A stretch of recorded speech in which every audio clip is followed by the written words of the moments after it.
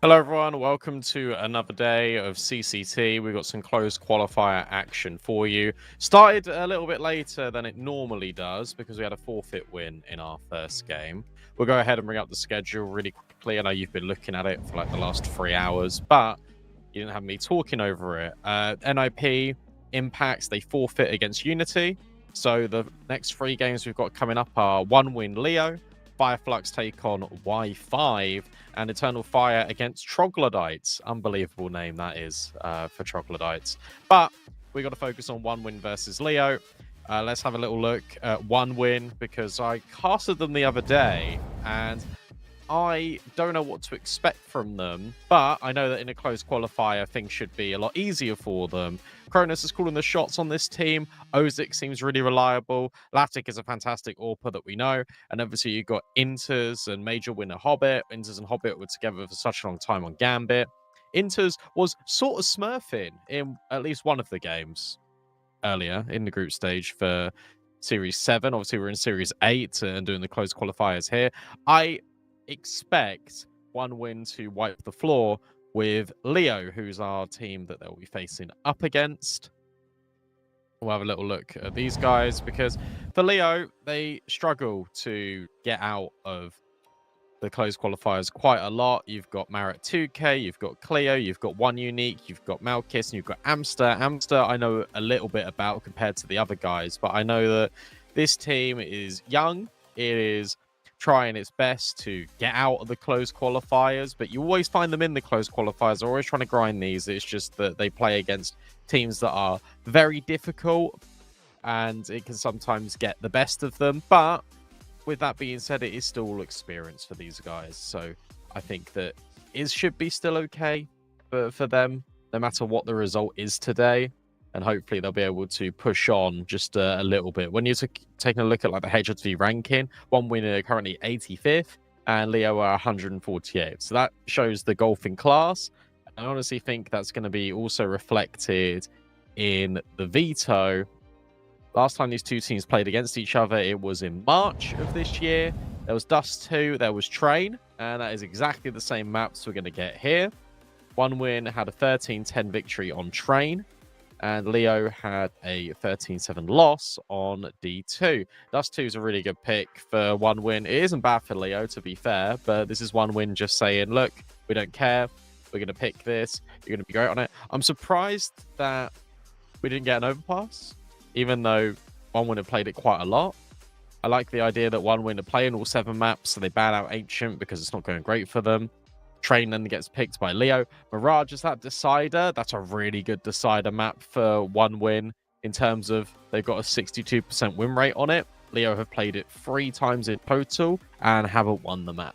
So with all that being in mind, I really do think that is probably going to be 1 win taking this. I think 1 win look a lot better now than they did in March.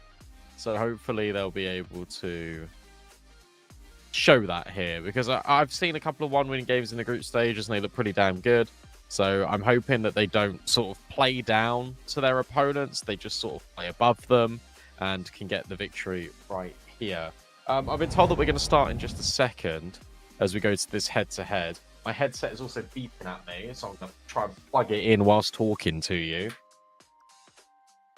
It also involves some stretching. So for right now, if you look at this graphic here, Latic versus Malkis. Latic, one of the highest rated players for 1 win. What we do is we take these 2 players that are at the top of the score sheet for both of their teams. We put them against each other. Just look at the difference in comparison when it comes to the amount of officials played. I think that's the big thing here for Leo, is they don't have the most amount of officials played compared to 1 win. But we can jump into the game and we can see it all in action. And there we go. And I'm nearly connected in. Perfect. Now I'll be able to hear the game as well. D2 means that Leo starts CT. Malkis goes under. Hobbit takes a fight on Cleo. And we'll get the space, to be fair to him. That was a little bit scrappy, but it does work. You've got 2 players outside B. You've got 1 in short, 1 in lower. This feels actually really good, to be honest, for Leo. Latic will now start to make his way over. Bomb's not committed. This is the important thing here for 1 win. The bomb is not yet committed in towards this B bomb site. It's all the way out long. I think with Hobbit's space, they're just going to leave. And they're going to run all the way over towards A. But you've still got 2 players being a little bit inquisitive about it. One Unique's having a little look in short, and he doesn't see anything. But you've got Marat 2K that is over at long. You've still got Cleo there as well. But this is going to be a long commitment. But good decision here from Leo in the mid round. They've now just gone searching in towards upper tunnels. They don't see anything. Okay, perfect. It has to be an A play then. And where we've seen no one in top mid, that means it has to be a long play. And now you can see all the rotates are coming over. And the USPs at blocks. It should mean that the USPs are going to farm up. Good flashbang. But no one really peaks. 35 seconds to get into this bomb site. And every single player bar one is here for Leo. It shouldn't go completely disastrously. And it won't. Malchus gets the double. Ozic has found 2 back. 20 seconds left. You still know about this 1 player on site, but you don't know about 1 Unique that's also still in the smoke. Latic gets rid of Marat on site. This long flank, though, should be coming in. It should be connected on Latic. It does. Ozic's now got basically 0 HP to work with. Maybe he can get this bomb down, although I doubt it. He fakes it out and he can't get the kill. Simple enough. You push tunnels, you don't see there's anything there, and you just rotate everyone over at long. Good stuff. Really simple for Leo to get the job done.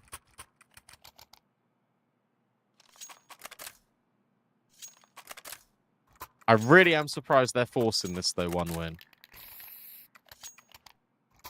They're forcing with a scout and just tech 9s where you didn't get the bomb down. That feels a little bit... I don't know. Hey, but Latic can make it work. Latic can make it work no matter what weapon it is. So...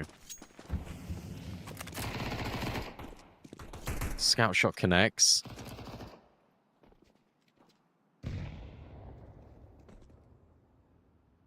Mid space also taken for 1 win.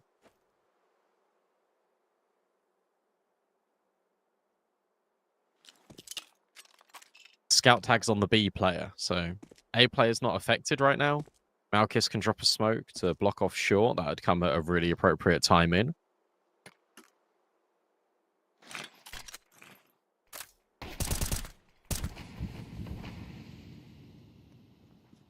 And one thing about 1 win is, even though they just play that really slow pistol round, they don't normally play slowly. So that surprised me in that first instance. Latic will get rid of Cleo, but they're just stuck. They can't really do anything here. And this is why the force buy was a bit questionable to me. Maybe Latic can make this AWP work. Technically, I'm calling it an AWP because there's 2 players that are quite low, but he misses the shot. And then, actually, no, he tagged Marat, but it's not an AWP. So he's just able to firm it, and he'll get the kill. Good damage, kind of, because you did inflict damage on these players, but you didn't kill them, so... Not amazing.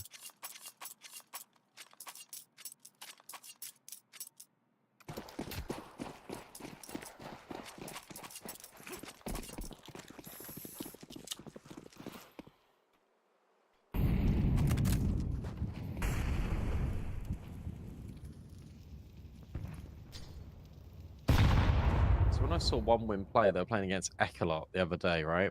And they had a 9-3 half. They went on to beat Ecolot 13-6.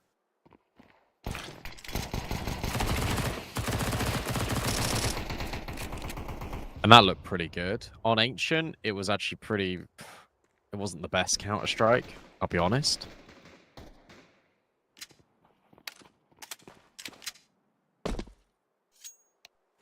And then on that decider of Mirage, they went down like 8-4 and they just couldn't recover. I think they brought it to a 1-round game and then Ecolot just took over. Here they're going to be down 3-0 before they got a chance to reply. As Amster is killing everyone in towards upper tunnels. So he's making a lot of money. In fact, he might even get the last kill as well. No, 1 Unique will lock it in. 3-0 to the good for Leo.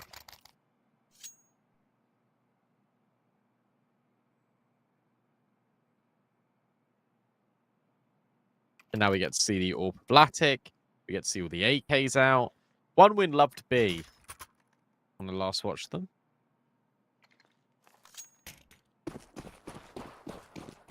Let's see if that's the case here again. I'm not sure if Latic spotted 2 players. He definitely would have seen 1 there on the cross.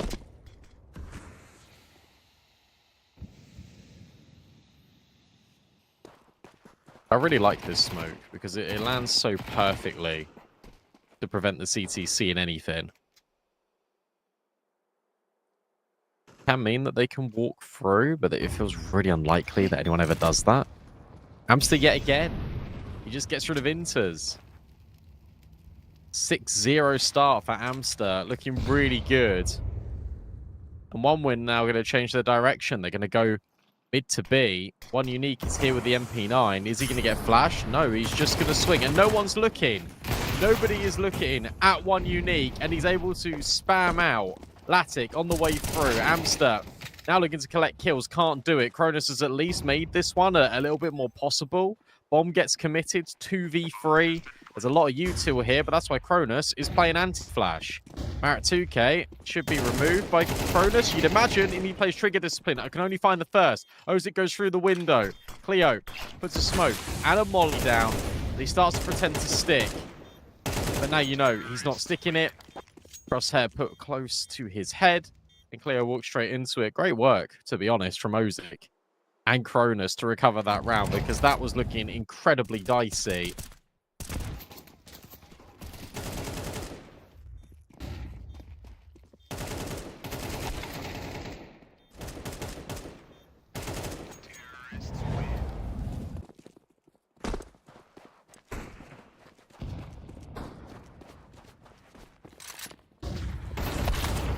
Oh, big fight out long. He's full blind and he's still got rid of Cleo. Expertly done from that man.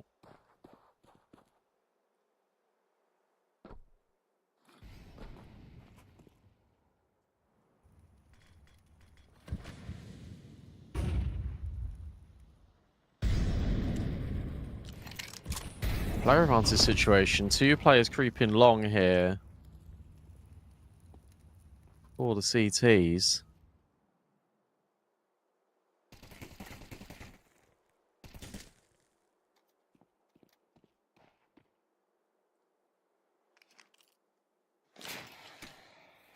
Oh. Cool little util set to get the mid to B cross sorted. Malkis is now on an AWP as well. Latic isn't. Latic's only on a scout. That's important. But Hobbit gets rid of Amster. That's now a 2-player advantage as Amster went pushing. That's the only player on B, by the way. And because of his push, I don't think you'd expect him just to be there.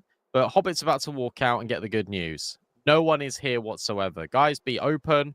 Come back. 30 seconds.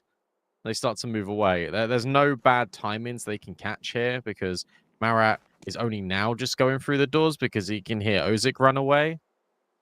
But you can just go through lower, sort it out. Ozic's now back, looking at long. And he's able to push away Marat, at least for a moment. Good flashbang. Any trade? No. Oh, Ozic is too good. And now 1 Unique might fall as well. They might lose everything here. And they do. Brutal. They even scoop up the AWP for Latic. That is a brutal round. All at the hands yet again of Ozic, but it's this slow, methodical play out of 1 win that is earning them the chance because they know that Leo are a more inexperienced team. So as a result, they are just making them overstep and let these mistakes just creep in so consistently. Amster's now been tagged and bagged. Latic hits 2 shots through the doors. I like this out of 1 win as well. Fast play now coming in because, you know, the money is a little bit wrecked. So you just immediately run it in towards long. You take the long-range weapons to your advantage. These guys are sharp. Like Cronus and Ozic in particular. That's cool to say for Cronus, who's an in-game leader.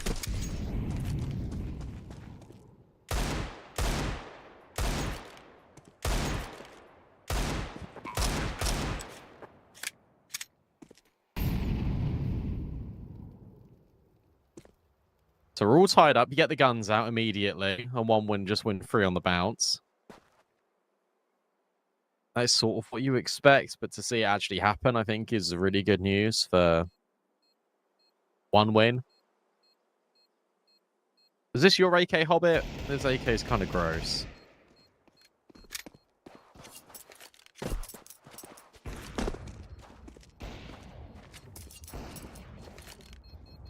But that could just be me. Terrorists win.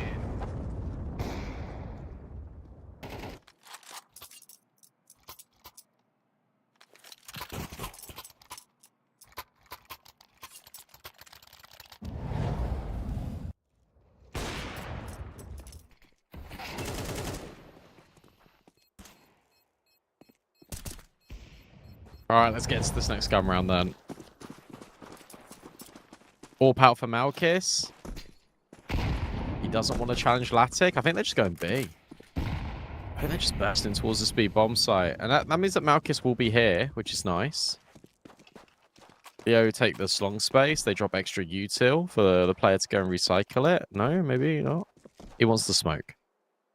That's fair. Malkis. Oh, missed shot. That flashbang comes in. He doesn't want to peek too widely. We'll get rid of Ozik, but there's the trade out of Cronus. Trades have been so good out of 1 win. All the players just are here, though. That's the key feature piece for Leo. So they got 3 players so quickly, just arriving on the scene.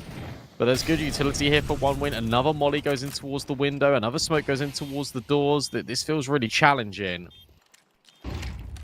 And they might put down another lurk smoke, but there's just going to be another smoke put forward. And that's the benefit of just strolling in towards B, not using all your utility, and you can just keep going, oh, smoke on door, molly on window, smoke on door, molly on window. It's just impossible. One of the hardest bomb sites to retake in the whole game. Leo recognize it, and with that 1 kill, even though it's a 4v4, 1 win will still get away with the round. Nice little tempo shift in here.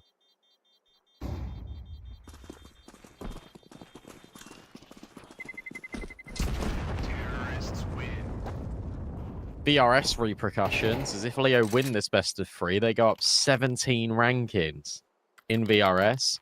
If 1 win, they go up 1.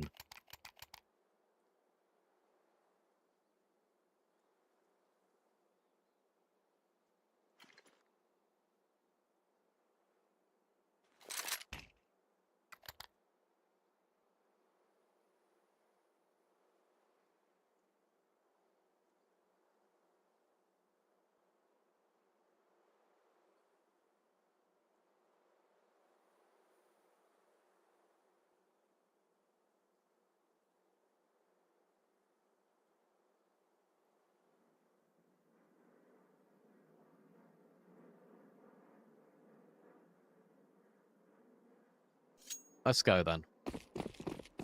At least they kept like 3 players alive here, Leo, so they can still invest in. They can still make things a challenge. But let's be honest, on the gun rounds, these have not been challenging so far for 1 win. Now they're just going through the motions, and it feels like they're going to immediately look to take some short control. Recognized by Leo, 2 players are just moving over there now. Surprised Marat 2K isn't playing anti-flash. There we go. Oh, and Cronus is just going to swing him anyway. Marat 2K will still get one into his trades. 1 unique. He's got to be careful here because Latic, he's seen him, but he misses. At least that's info, and they've also got out the smoke grenade at short whilst all this is going on. Hobbit is being a pain over towards long. He's got rid of more players. Malkis, 1 unique, are still here. Hobbit is really hoping to grab a fight, and, well, he gets one, but not the one he wanted. 3v2. In fact, make it even worse. 3v1. Inters. Now sees this first player, and the second. Oh, it's a nice shot. It's a great shot, but he runs out of ammo. It felt like if he had a couple of extra bullets, then we're going straight onto Malkis's head. You see, he was in the crosshair. He just couldn't do the damage Inters, and it was actually a 1v2 because Latic got that kill before he fell. Didn't look like it, but he did. Right here. Nice shot. That's unlucky for Inters.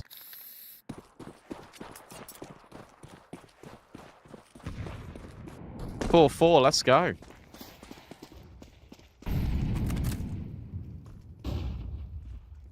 We've got a real game on our hands here.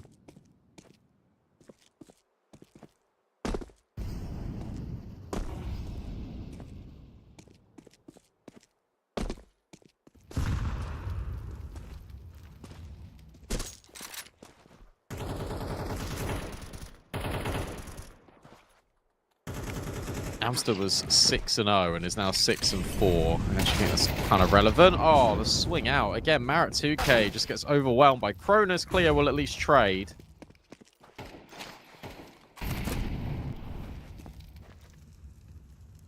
Amster now goes searching towards upper B halls, maybe. That'd be kind of cool for him if he does.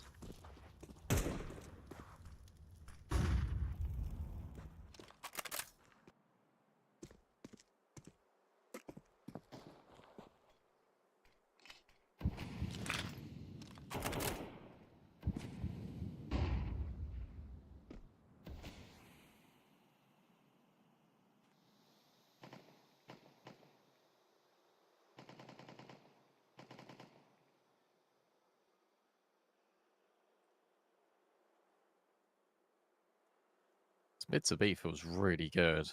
They just need to get Amster out the corner.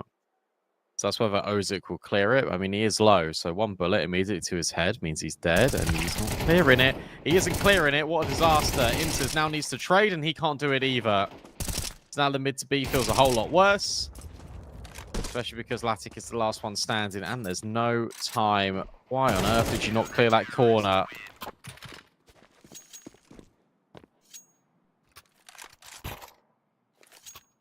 And how Inters doesn't trade that, I'll never know.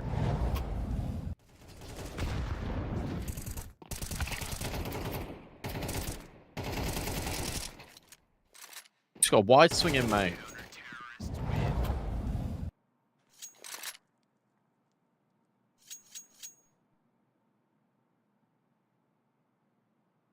Cool, a tactical pause to obviously firstly talk about the money, but secondly talk about what are you doing?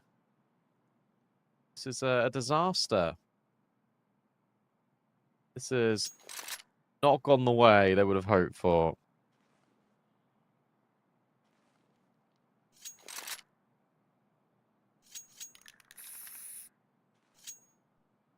Oh, if Leo take this, you know what? I back them. I thought this was going to be a 2-0 for 1 win, but they're looking really shaky. And Leo's looking pretty good. I'm not seeing this Leo team in a while. It's nice to see them all popping off in a good way as well. Look at the bottom of the scoreboard for 1 win. Here's something you don't expect. Hobbit and Inters at the bottom. Maybe you expect Inters. Maybe that's a bit toxic. But no, actually, do you know what? That is toxic. Because certainly not this level, Inters. You're better than that, Inters. Let's go, Inters. I remember when 1 win had Buster. God, that was such a good time. Where is he now? Where's Buster? What's he doing? Buster. He's not on a team anymore.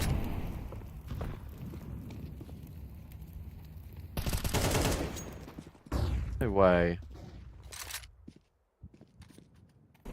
I can't believe the Buster shenanigans in 1 win was a year ago now.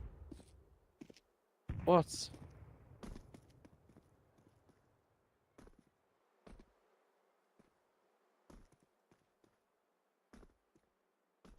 That's actually mental how fast time flies. Short play. Meanwhile, as I stop reminiscing on Buster. Is this going to be the commitment? I hope it is. For their sake, it looks like it is. But you got to get going, guys. Still got 3 on B. Oh, no. They've read it. They're moving away. He's looking to go towards CT. That is a great shot. That is a great shot that Cronus has just found. You still got to get by 3 players here on B. You still got to get by 1 player here on B. And I was going to say, I don't think you expect the 4th one.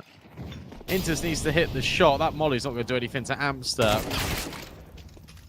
The bullets will, but now you've mollied the bomb.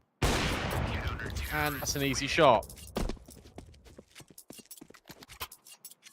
I don't really know what they're doing. I don't think they really know what they're doing either. Really good read from Leo.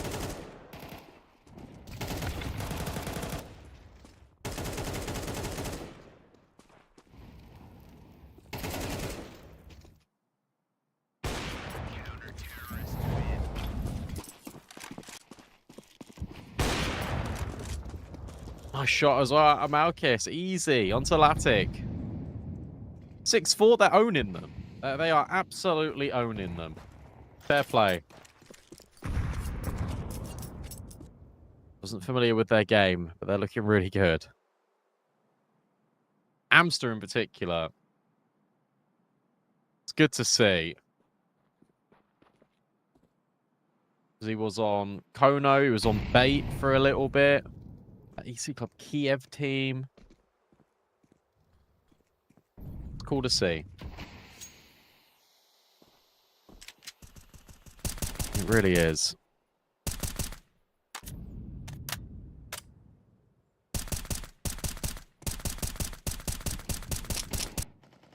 Best bit about their gameplay is they're just sort of making reads and just leaning towards it. They're not really going for the advanced fights. They did do that in the early stages of the game, but now they're just letting one win almost hang themselves because one win are taking so long in every single one of these rounds to the point where if you make one mistake, the round's over.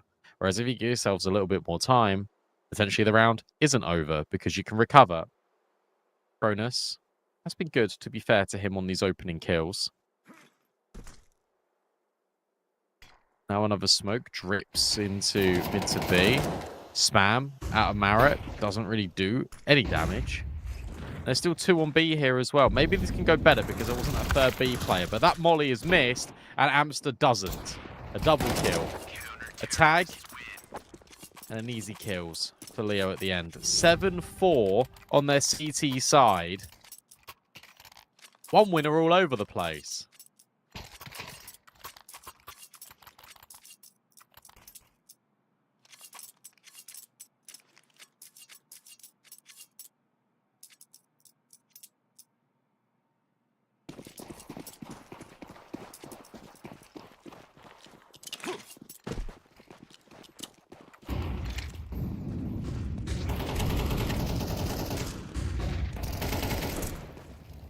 And one unique is just doubled up at long. That's something that they actually just weren't doing at all. Leo, they weren't winning that long fight. Now you want to go into Amster again? You really want to challenge Amster? Oh, Flashbang is good to just offset them for a moment. Missed shots though out of Malkis. Maybe one win can find their 5th after all because they've been let back in. Where's Hobbit going? Hobbit, bro, where are you? Where are you going? You have the bomb site. What is this? You're holding for a tunnels push to make it a 2v2? Bro, no.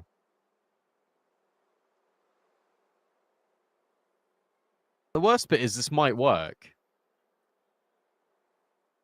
This just might work.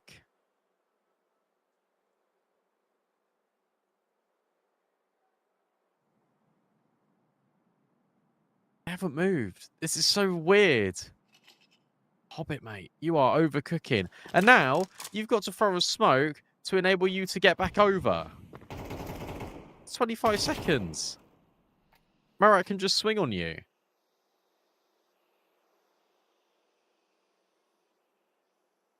One unique's in the smoke. There's no way you're winning this round. Fake out on the plant. Ozik will get rid of one unique. Maybe that's the way in.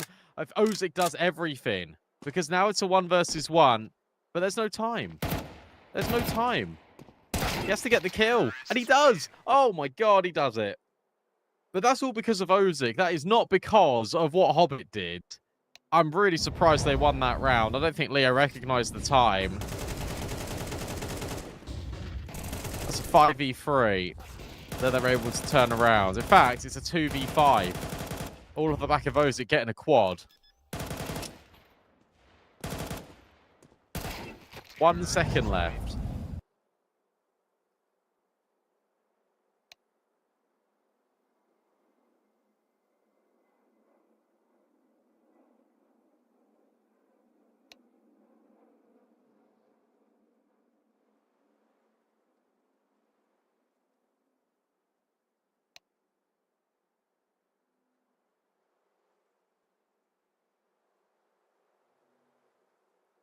I'm really surprised they got that 5th round, but hey, they did it.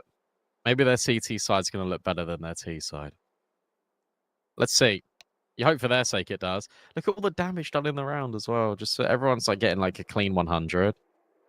And Ozik is going to be on like 400. That'd be 325. Wow. What a recovery. What's happening here? Why are we not counting down into the game?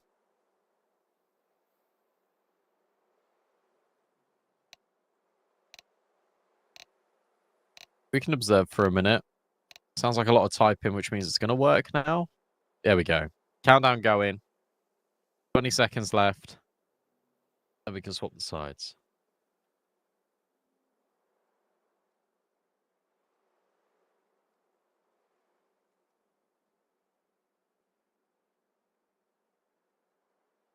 I'm impressed they managed to get 5 there. Because they were looking good when the guns came out, and then Leo just took over. And it felt a little bit... It felt like the calling just wasn't quite there for one win, which is going to be the case when you're playing with Cronus, who is inexperienced. But you feel like Hobbit and Inter should be good second voices on this team. I'm not really too sure what their role is directly.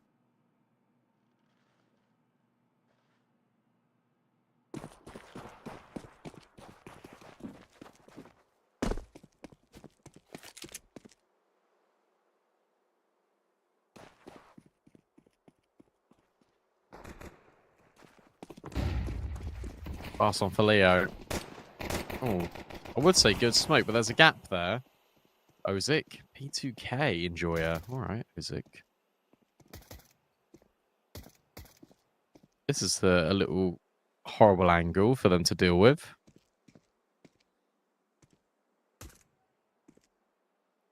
Starts to walk back in. Oh, nice shot. Any more, Ozik? No, can't do it. But Inters can. Inters will find one. He's doing an awful lot of damage, and they can't get him out of the car. That's Latic, actually, in towards the car. Flashbang is good to get him out. There's the same situation for one win as it was for Leo in the first half, for the fact that they've got all that space now. Leo can't really do anything. It almost feels like you need to go back in towards long. 2 players are low. Maybe you can do this.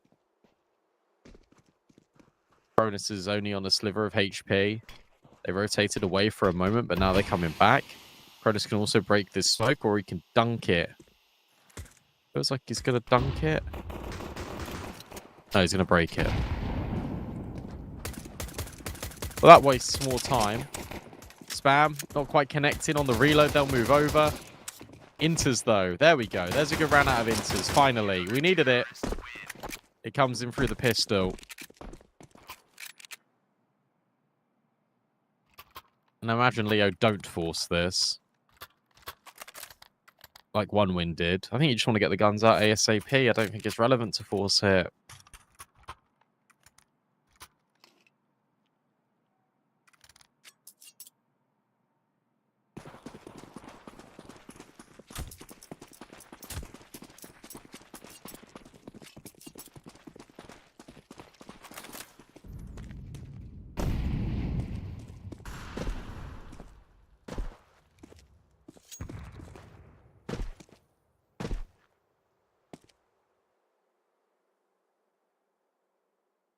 Cronus can just drop a nade. This is going to do so much damage.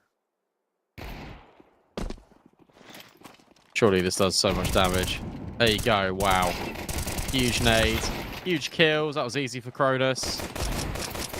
It's just an eco after all, so can't get too excited, but when a nade's that big, get happy about it.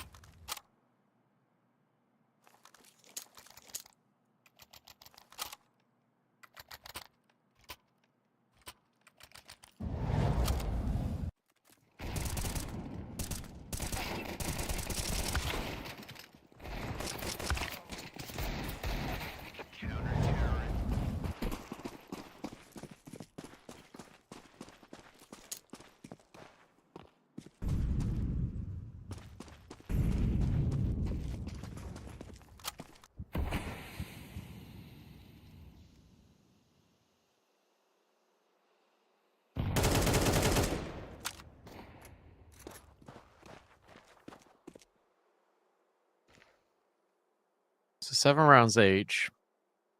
And we got the most amount of pieces of utility in the world for Leo, but that won't stop them. They're going to go pretty quick up towards the catwalk. Well timed Molotov. Doesn't tick Marat, and in fact, oh, Marat. He just walks around the edge of it. Oh, they're going to have no idea. This timing is pretty good.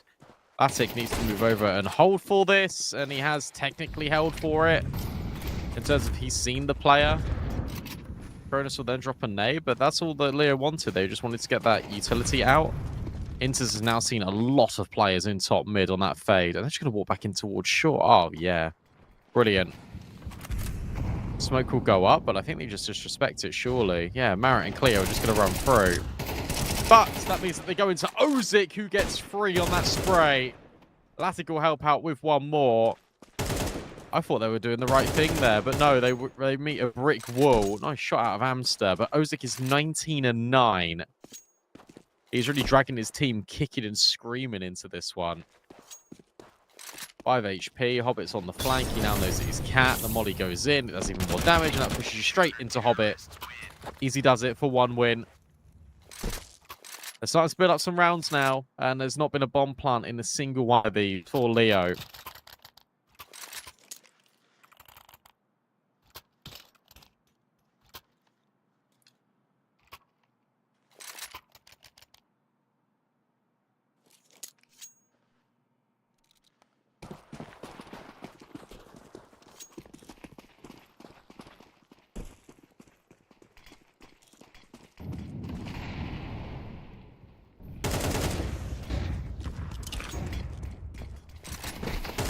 Will find the opener. Tech9s are trying to run down Ozik, and to be fair, they've done a good chunk of damage to him. Oh, even more.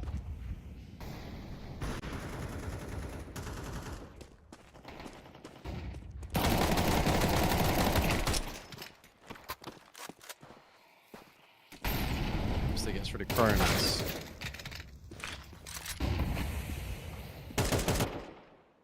But traded immediately. That's the important thing.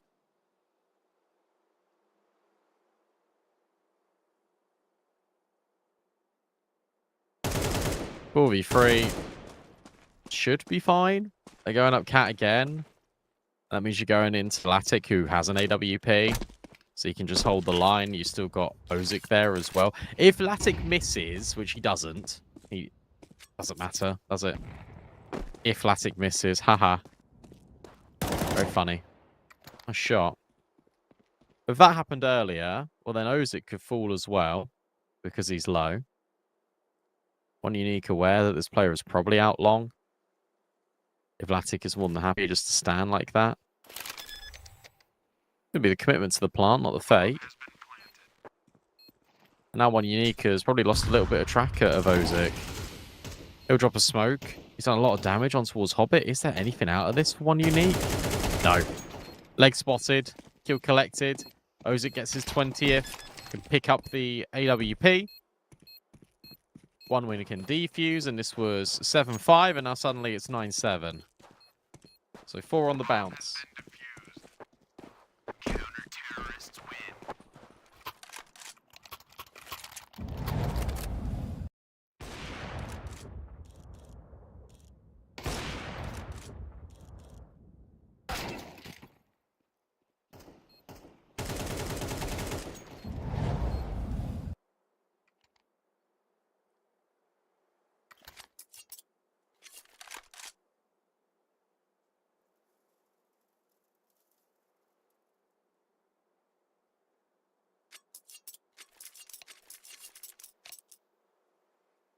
And a tech pause.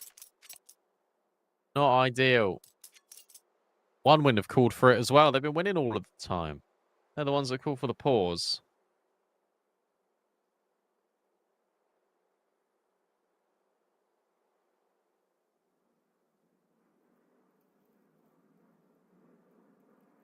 I don't really know what the information is on it. But I think it's for Cronus, if I assume, because he's not buy-in. But this has been a really good recovery up 1 win. Very simple, like you just win the pistol, you went against the eco. First gun round was very simple for them. Cronus is now just disconnected and reconnected, which makes me think he's going to be okay in a sec. they can just get going.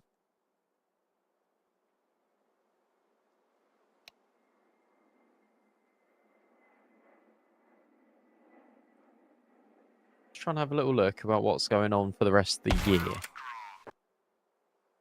So, gotta remember that this is Series 8 right now. Starting today is Series 8. We're going till Season 20 for Europe. That is going to be March 2026 until the 10th of April 2026. There are 10 series for South America.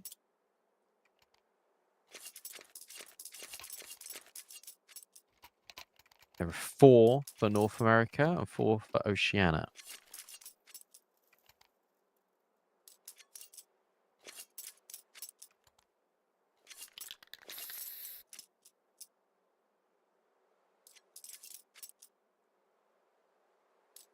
I imagine there'll be even more CCT to come after that.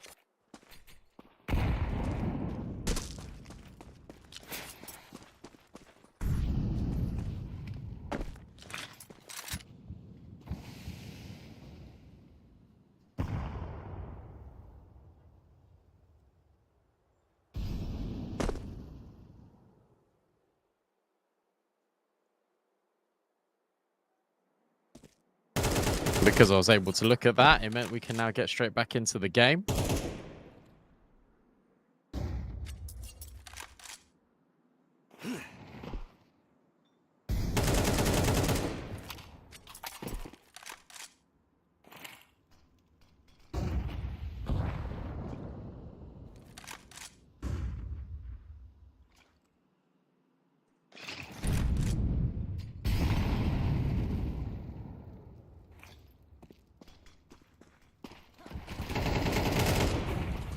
Good kill.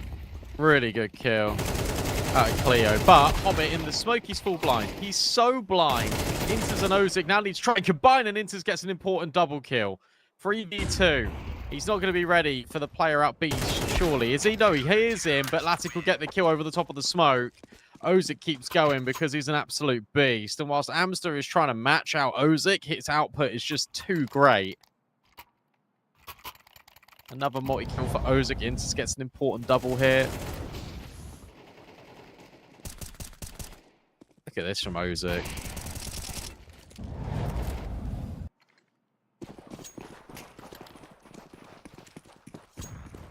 Very cool player.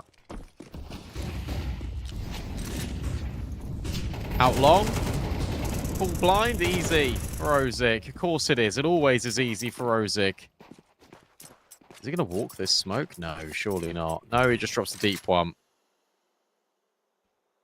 That's going to send Leo scampering. Good amount of damage. Softens him up for an instant headshot, which feels nice. If you're Mr. Hobbit. Cronus now moves over in towards CT. Latic holding short. It should be an easy mid to B. Oh, well... It should have been an easy mid to B, but then Hobbit does that. Incendiary is going to flush them forward a little bit over the top of the smoke, though. Cronus goes searching. Hobbit now just needs to try and live. You don't know about the second guy on B, but now you do, with Inters finding out one unique, and then Hobbit just turns around and he cleans up these guys. Really easy work out of Hobbit. Him and Inters have a good round. One got to 11.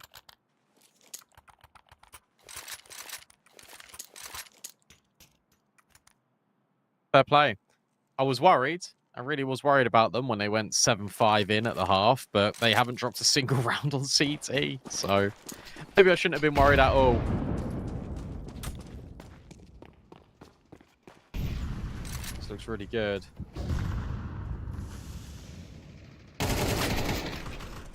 Oh, on Hobbit. It's another kill. Cleo will at least find one back. Cleo's been getting good at these entries. It's been nice. Interesting because for one win, and to be honest, Leo, like their best sides are T sides. When you got 60 and 57, 64 win, 57 for Leo. Leo's got a 60% win rate on CT, so it kind of makes sense why they got 7. But to get none on T side yet, That's a little bit concerning. I think Ozik could fall here. It looks like Latic is holding for this. Maybe they know he's in the corner. Yeah, looks like it. Good clear. Yeah, they're completely aware. Then Inters finds Amster. Inters has had a really nice resurgence here alongside Hobbit on the CT side. 4v2. And 12 about to be locked in momentarily.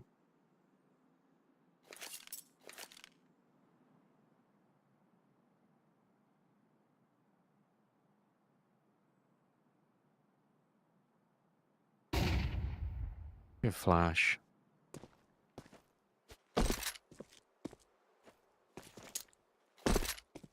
I like this. Hobbit with the jumps.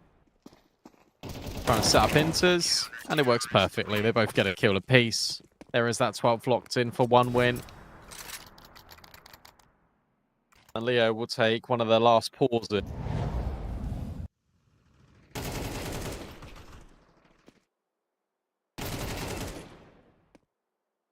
So through the help of the young gun Ozik, Inters and Hobbit start to find their form.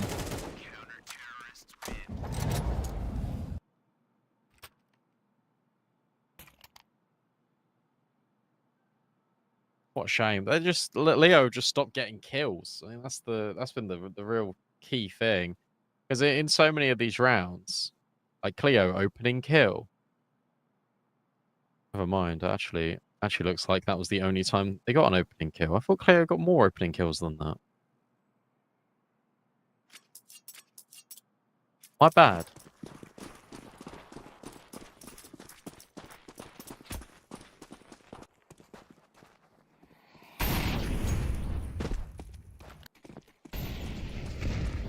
Never mind, all the opening kills have been going in favor of 1 win.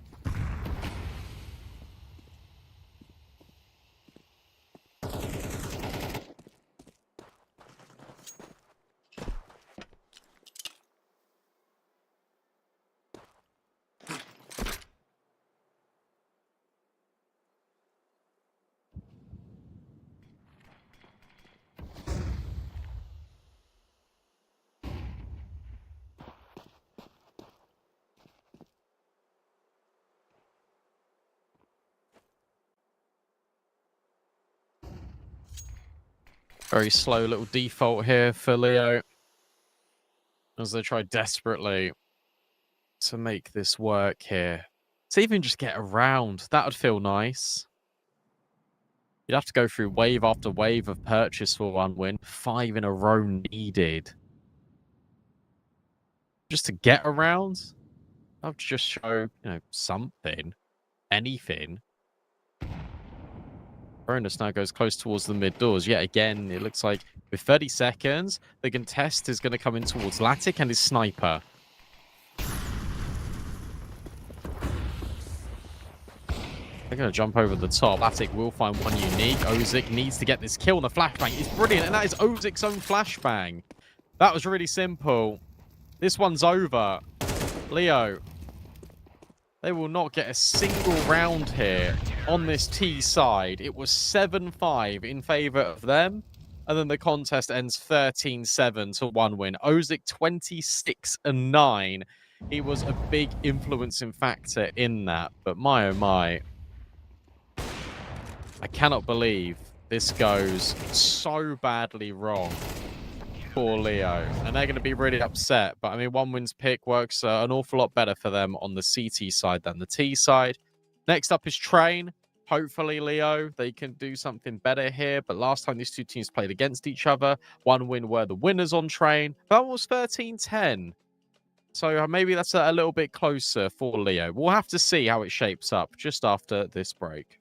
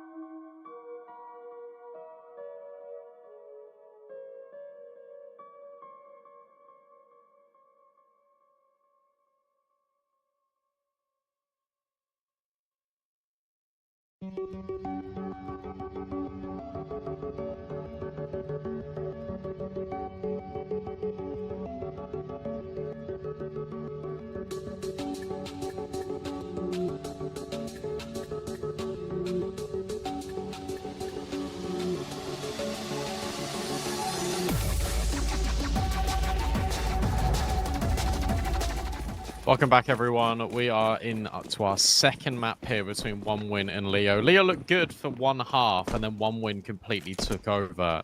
I mean, Leo's pick being train. That means that One Win gets a start on that CT side, and the CT side was what got them over the line on D2 on Unique. Starts, sees Inters, can't grab him, but that's fine for Inters because he'll just move back over. Top dog control now looking to be established here by Leo, and as Kronos moves in to B, there's 3 players here. They've got the wrong read. It's just going to be a pop push.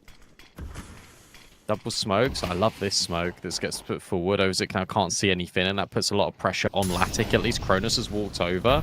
Molly not going to affect Latic. They should be clearing him, and they do, but in fact they just completely ignore him. Kronos will find one, and now he's stuck in the middle of the bomb site. Jumping players to get rid of is going to be a little bit tricky. Hobbit's still alive in the meantime as Latic falls to the wayside. Inters is on this big flank. They want to try and get rid of these players in con, and they can't do it. It's these last 2 players for both parties having a massive fight in con. But it'll be Malkis to get rid of the first. And now Hobbit, it feels like he has got limited opportunity. Can he find this first player? Oh, he can't. And then they just swarm him. Great work out of Leo. They will get their pistol. And they will go one better. Actually, get that round. Malkis got an ace. I didn't even realize that was an ace out of Malkis. Brilliant stuff from him. It's at the very end. Nicely done out of Malkis. They'll get there first, and very much how it's always been for one win. They lose the pistol, they force the second.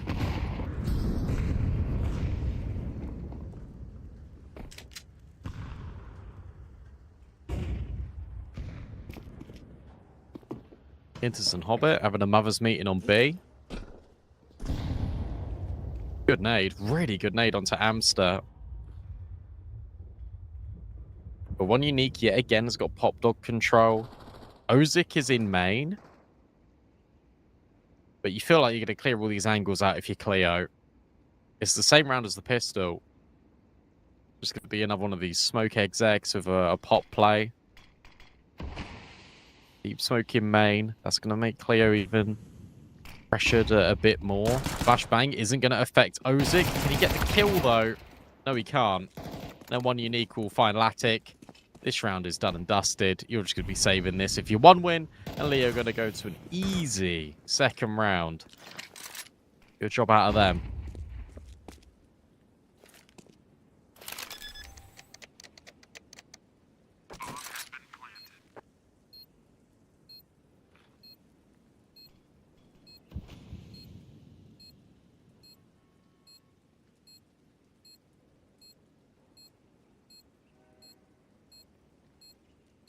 I like how simple they're keeping it. Going towards B halls, take the control, then go back in towards Pop Dog, then throw these smokes, throw these flashes, easy does it. Nothing to worry about because you're not taking many risks. So excellent job out of Leo. And Cronus will even fall at the end. That's not very good for one win. That means one less weapon, one less armored player. He's going to be brought forward into this next round.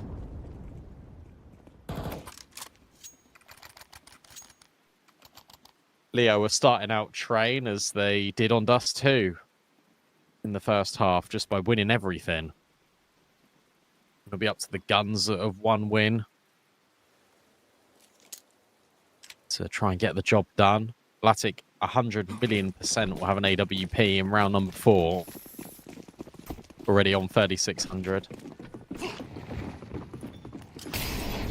Oh, that's not ideal. One unique. He's just mollied his whole team. That's fine. Shouldn't disrupt them too much. Cronus is only here and he's half health with a 5-7. He will get the first. Doesn't get the second, but does good damage onto one unique, to be fair to him. Gets a lot done with that pistol.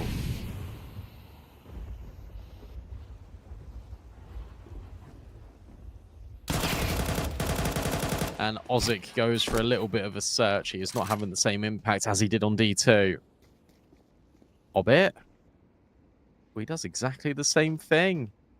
Cheeky. Unfortunately, they disengaged in that time, and now they're walking back in, and I think Cleo's going to clear. It will either be him or Marat. One of the two of them will give this a little look, surely. It will be Cleo. Marat will be able to trade. That's important, but a lot of damage has been done.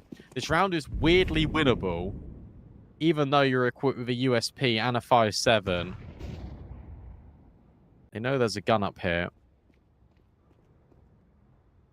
The Inters will get a Mac 10. They'll then look to go all the way around the world. They are staring at Pop Dog intently. That's not where the threat is coming in. Latic will be there later. But Inters. Oh, Inters.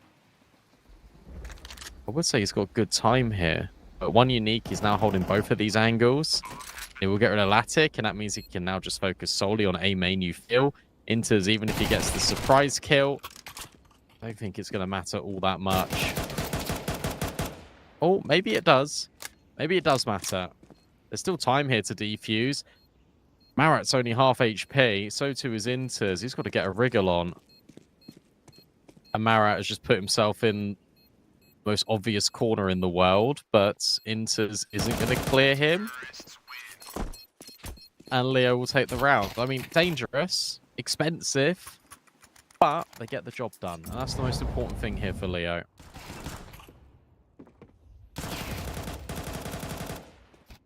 Really love the fact that Leo and Marat just disengage completely out of A main, then they re-walk back in together, so they don't really allow Hobbit to get up to too much.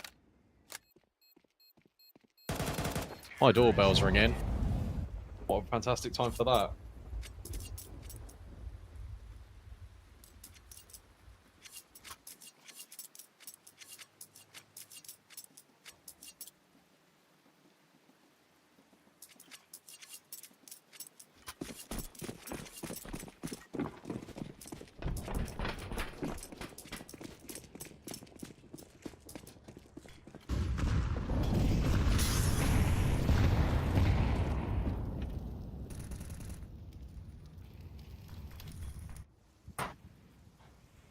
Alright, parcel collected.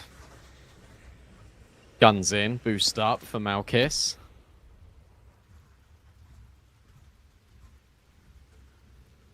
Doesn't see anything. Oh. Oops, the Daisy Hobbit. That is not the smoke he was after, but the molly does enough to at least push Leo away.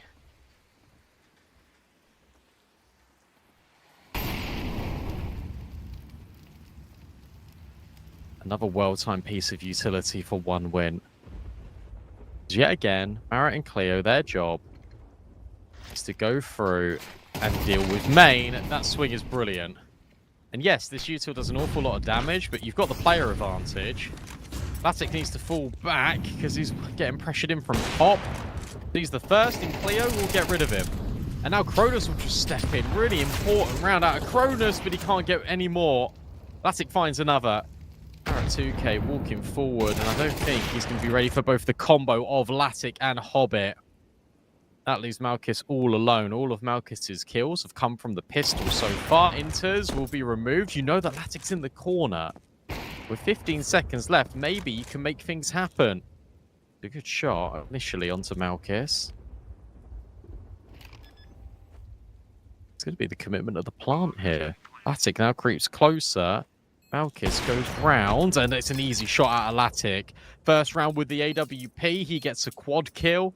I love the tethering him and Hobbit has. The fact that he's able to get back round the corner. He's ready for the red push. It's really cool stuff. He looks at the skin. He's inspecting the stickers. My one's better, he says. So he'll hold on to it. I like that he had a little look just in case the skin was nicer. Such a zoomer behavior, but we all do it, let's be honest. Ozic really wanted a drop. He gets given the luxury of one from Latic. I feel like Train is a map that Latic can definitely take over if Leo aren't too careful. See what he's got cooking. One Unique is always very quick to gain control over towards B halls. No upper utility being deployed at all for one win, apart from a smoke that Inters has just dropped. And there's always this nade. There's always this nade onto a player that does 50 damage. I think he's done like 150 util damage just throwing that same nade, which is really cool to see. He now knows that all of this utility is being dropped in. That only means one thing. B, to be pressured. Cleo takes a lot of damage, and Hobbit will get rid of him. There's another player being spotted. One Unique. It's a banger. And now Amster can come up from heaven. And Malkis just hits the timing shot. What an awesome B exec. Coming in from Leo. Latic's got to get out of there. You feel like Inters and Hobbit could have done more, should have done more, especially with the amount of util damage that's been put forward onto these players.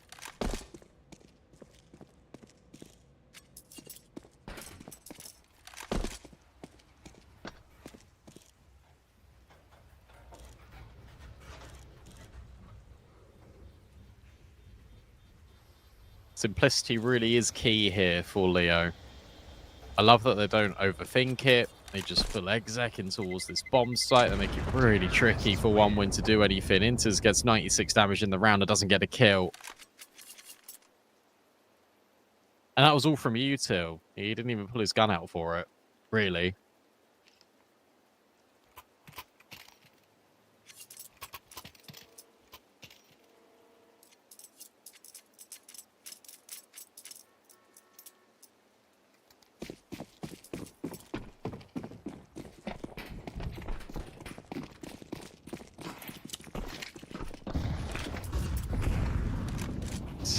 side is not going to plan for old 1win.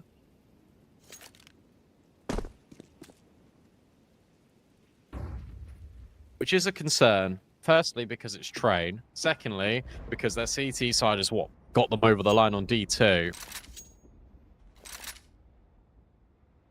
But who knows? Maybe Leo are just first half merchants. I haven't watched enough Leo to know. They did really good on that first half of D2. And they just faded out. Here, they're doing a good job on their first half of train. Let's see if they can remain consistent. Everyone's going B. That is not the right call. Depends how aggressive they get. They can get rid of one unique. That would feel quite nice for them. Wanted to throw the molly, decided against it. What's he lining up instead? Smoke grenade, you assume. It's a cool one. And they're just going to run the pistol back.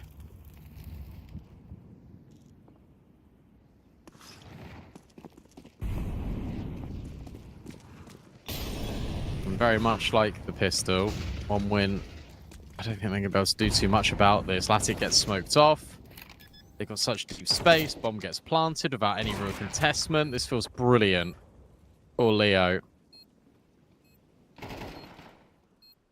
Cronus does find one.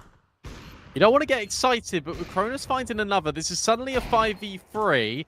Ozig's also got rid of another player. So now it is all up to Malkis and Marat. The good news is that this bomb can't really be stuck because of Malkis's position. Time's now ticking.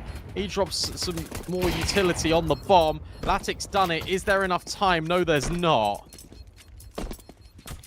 So despite finding all of the kills, despite having technically a successful retake, they can't defuse in time.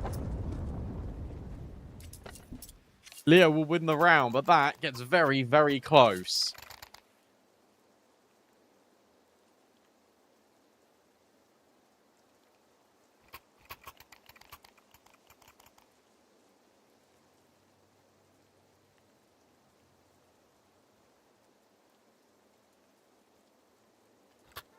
And 1win take a tactical because they're thinking, how on earth have we not won this round?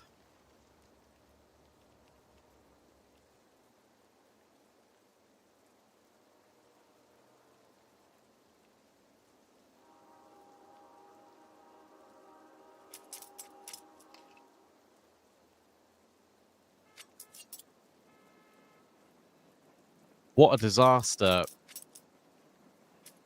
But at least it wasn't a complete and utter collapse out of Leo. That feels quite nice in a weird way.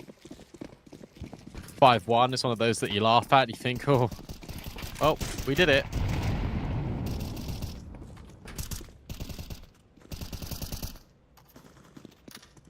Latic had that really good moment where he got that 4K with the AWP. Apart from that, he's not really done too much. Ozig's now struggling quite a lot.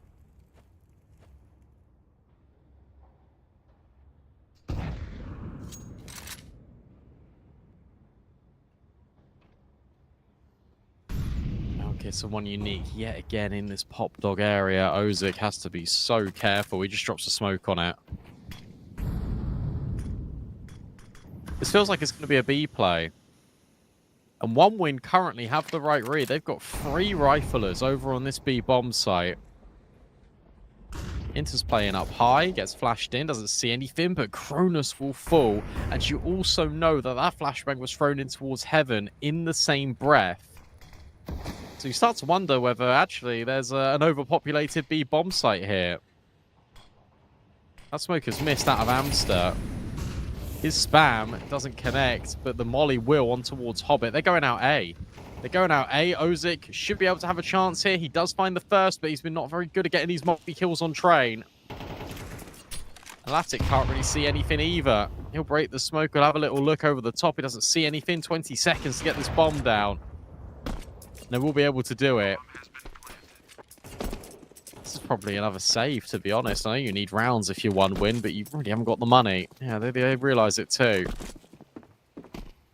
So off the back of the heaven flash and then a lower push, think Leo put together that there's potentially 3 players on this B bomb site, and they immediately going towards A. It's brilliantly done. The fact that Ozik can only find 1 kill is not ideal.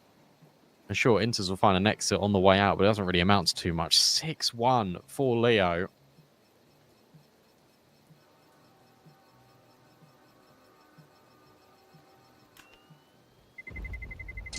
Terrorists win.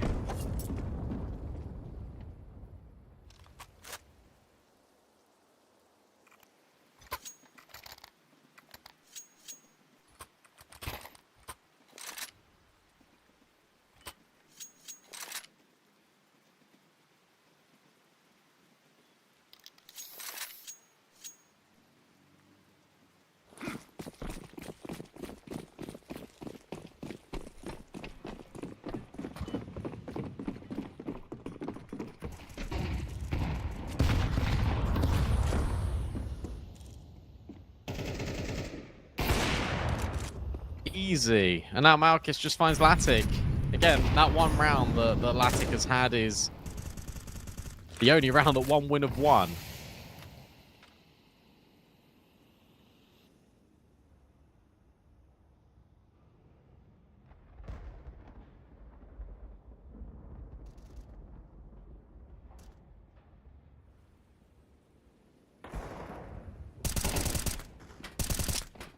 Inters will at least get rid of Malkus now. And he's done a very good job. Fair play, Inters. Now, there's 1 more. But Cronus is here. I think Cronus is going to catch 1 unique right here. Nicely done. This will be that 2nd round in for 1 win, you feel, as Marat 2K going to get caught by Ozik. Nice shot. Never mind. No, he's not. You now know that Cronus was also here, because Cronus got the kill on 1 unique.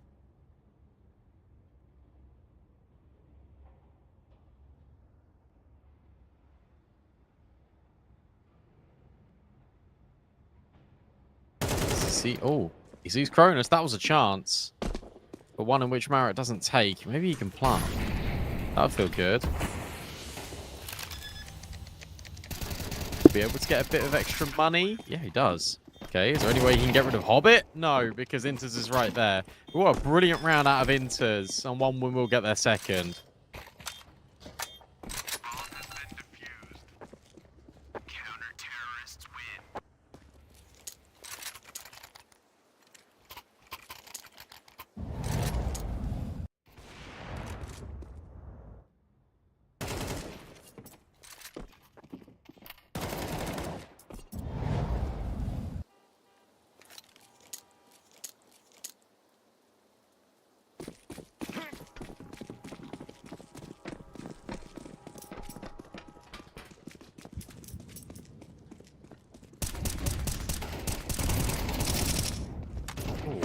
Good kill Marat.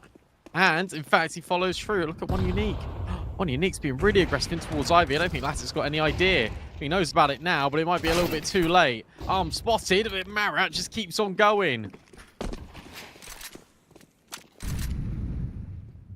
That's so easy. Leo get their 7th.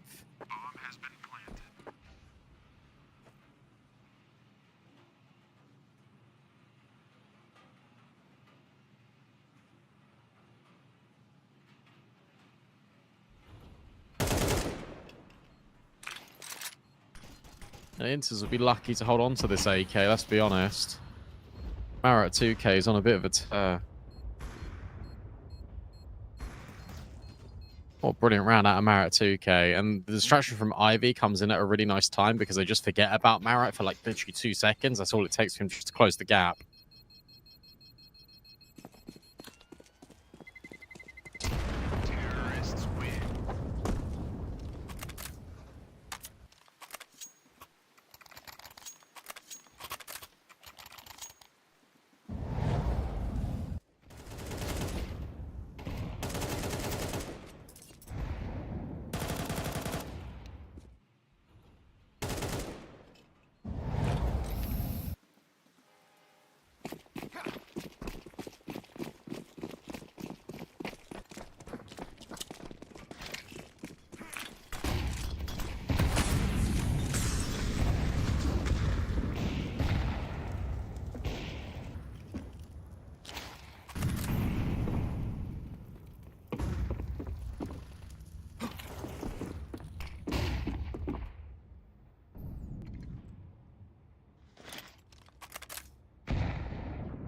4v4.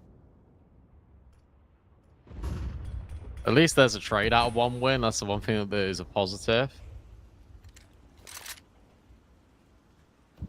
I mean, Inter's about to be pressured. Latic's the one in Pop Dog. He can't easily push with an AWP. Spam was nearly so good onto Cronus, but it doesn't happen for Marat. What's the play here? What's the go? 4-1 win. I guess Cronus needs to find this kill on Marat.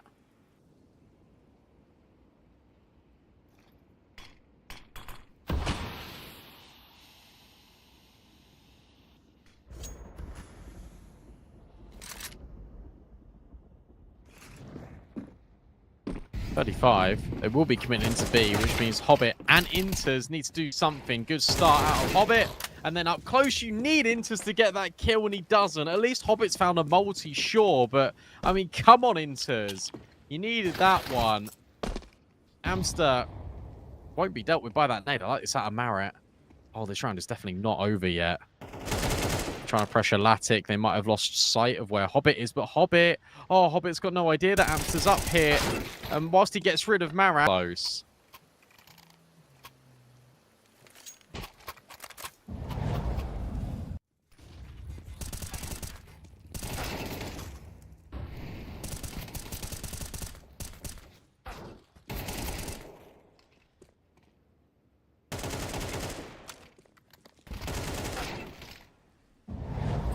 Way too close. Really important moments out of Hobbit. But the fact that Inters doesn't get that kill on Amster makes it a whole lot.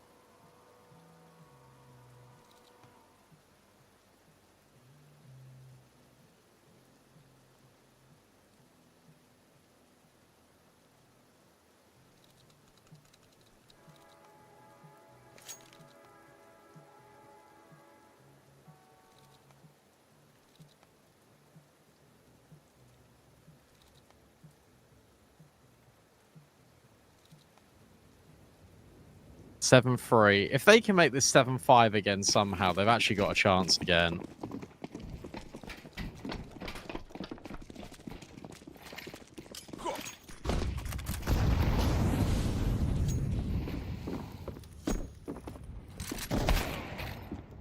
There we go. And Latic gets the opening kill this time. I like how dynamic Latic is. Like, he's always trying to actually find something for his team.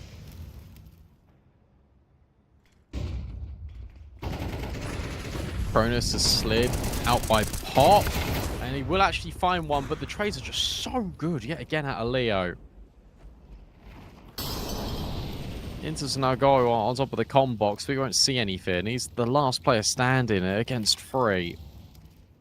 He can't win this. Unless they give it to him on a silver platter. But I don't even think he wants to go for it. No, he doesn't. He's out. He'll be saving. They get the opening kill 1 win, and then Leo just run the same pistol round, but they do it with rifles.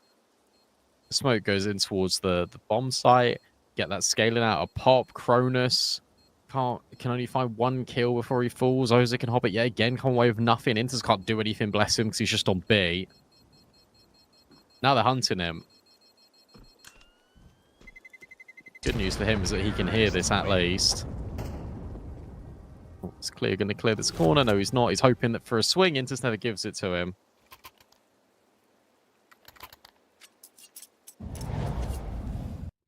Let's look at this again. Look, that's your opener.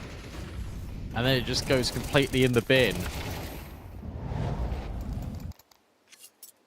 Really good flashbangs. So that just allows all that scaling out of Pop and A main. 8-3, it won't be 7-5.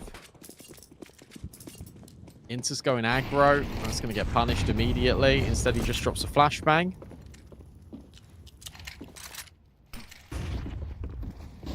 A cool flashbang for you at home for Amster to throw to get the pop control. Inters is ready to throw his nade again. And he does a little bit of damage this time to 1 unique.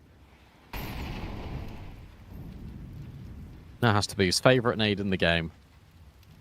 Ozek yet again pushing in at A main. This is so obvious though. Like, always push. Everyone's taking up the same positions here for one win. This just looks and feels really sloppy.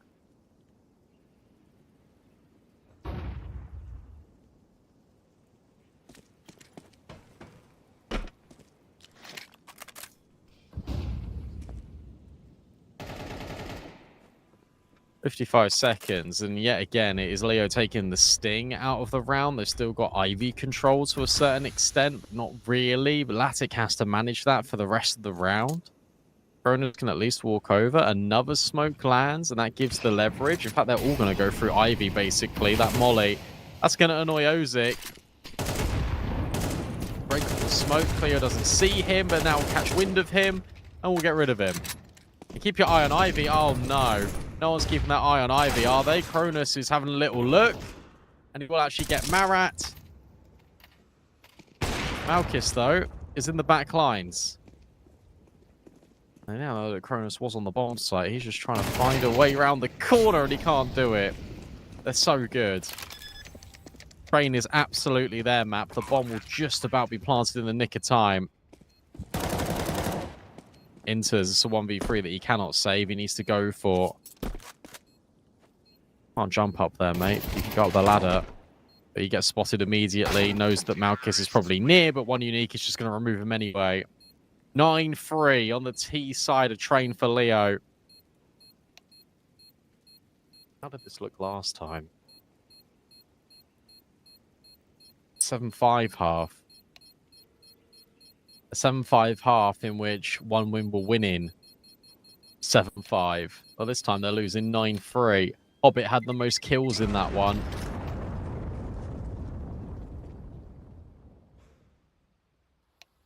Ozic also had 20. That was also when they were playing with Sanji.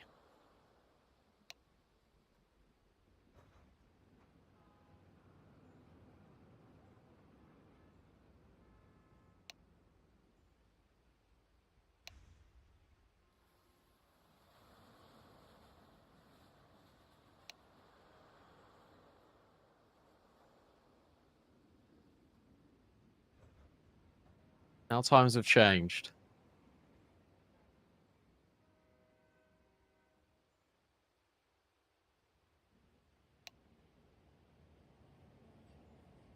Now we're going to get this really long wait before we get into the second half again, as we did on D2.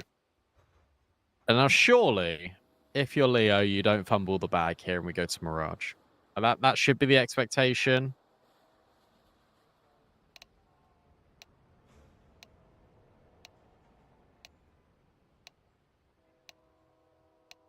They just run away with it now. We go to a third. It all gets decided there. A reminder for everyone at home as well, this is the opening match of Group A. Winner of this will play Unity, loser plays NIP Impact.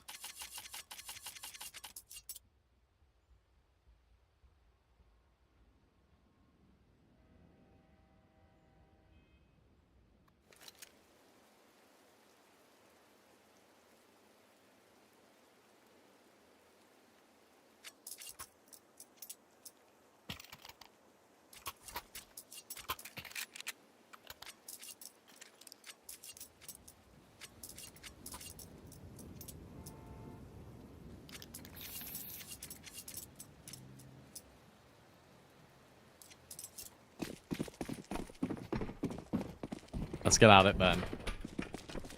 They win the pistol, Leo. It's pretty much game over here for the T side. If one win the pistol, oh, we know what happened on D2. That there's a lot less room for them to make mistakes here. They've been making a lot of mistakes here on Train.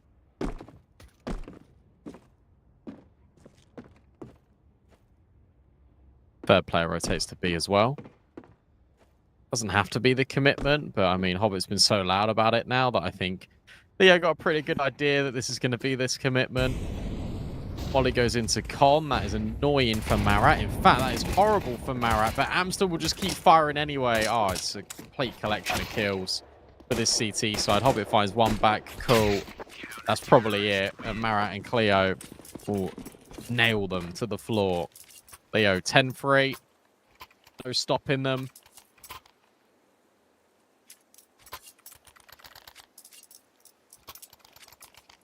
The 1 win. Look, this has been a rough showing for you. But with that being said, it's one of those where you've got Mirage to fall back on, and Leo have not been very good on Mirage of recent. And 1 win have been, and they've got a lot more reps on it. Pick train for a reason, Leo. They believe they could beat 1 win on it, and currently it looks like they can. And 1 win have forced again, despite not getting the bomb down. Despite all odds.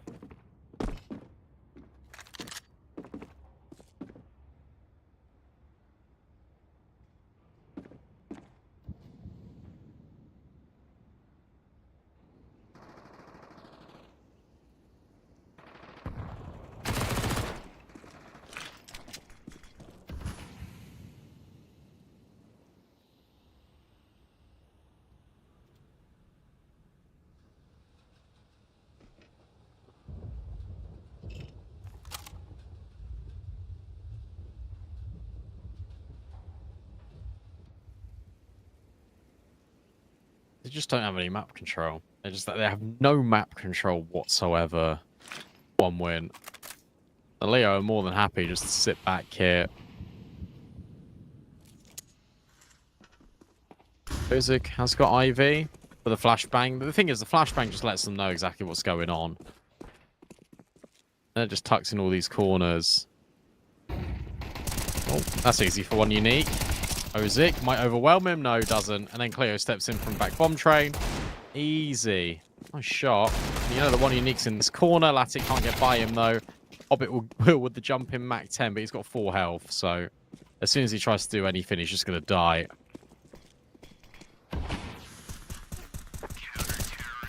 And he runs out of time anyway.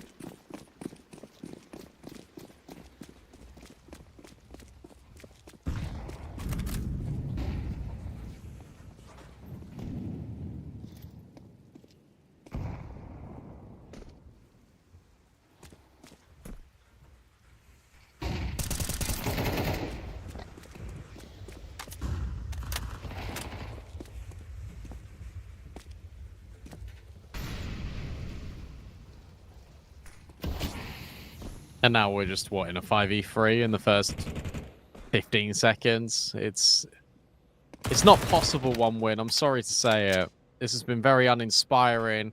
It's very clear that they're not amazing at this map. If you are a opponent looking to try and punish 1 win in upcoming officials, you pick train. So they don't really know what they're doing on it. The trades were really good out of Leo. The individuals just weren't here. Like, Ozik dropped 20 kills last game. Hobbit and Inters were both performing to a better level. Like, that should have been a kill for Inters instantaneously. It wasn't. And they've got no money now. So 12-3, about to be 13-3. What a disappointing result for 1 win. He started off Dust 2, to be honest, pretty poorly. And then they built back into that game. Leo, this time, they started strongly, and they this time held on to it. Really impressive from Leo to rebound in this way, to be fair to them. Malkis, 16-5, after getting an ace in the very first round of the game.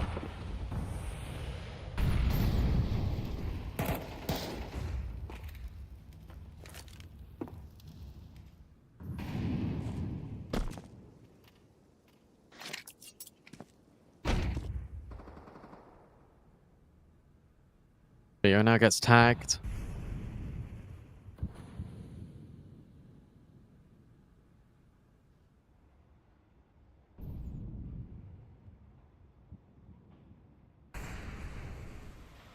A slow and painful wait for 1 win as they're down a man again.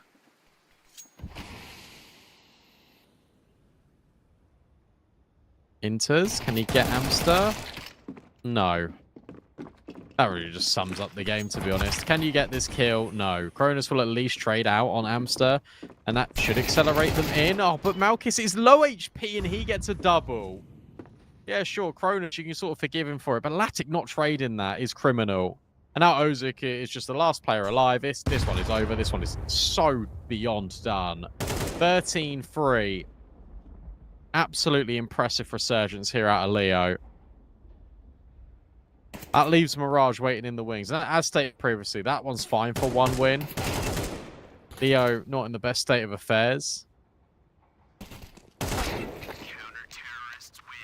But if they play like they did here on Train, with really good fundamentals, with very solid just performances across the board from everyone, and if 1 win continued to have an off day, you look at this and you can argue that Leo will be taking this in 3. You have to wait and see. Nice hold of the spray there. To be fair to Latic, actually, there's not a whole lot he could do there. He's just walking into the bullets. But yeah, that was quick. That was efficient. And that was Leo taking their map pick. Train 13-3 in a dominant manner. These 2 teams need a decider. It all boils down to Mirage to see which one of these 2 teams is going to be going 1-0 in their group here at the CCT EU Series 8 Close Quali. We'll find out after the break whether 1 win or Leo are going to win Mirage.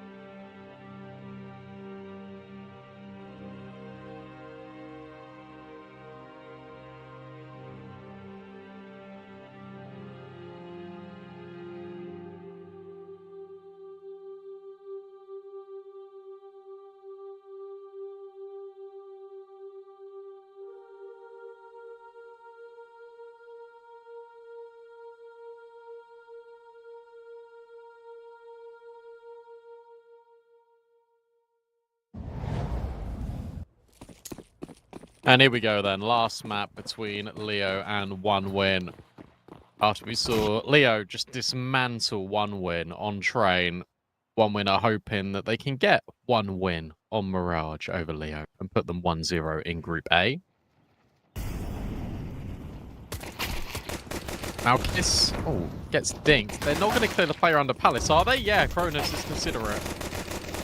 And this is already starting off a lot better for One Win. 5v3, they try and take CT. The counter flash is really good. The bomb, gets denied. Nice one from One Unique, but they are losing players in the meanwhile. Ozik steps up with a big double. Now for Marat 2K, he needs to get a 4K. Double his namesake. That's a really good start, but Latic will remove. Brilliant trades out of One Win. Very simple, very easy. That looked really composed.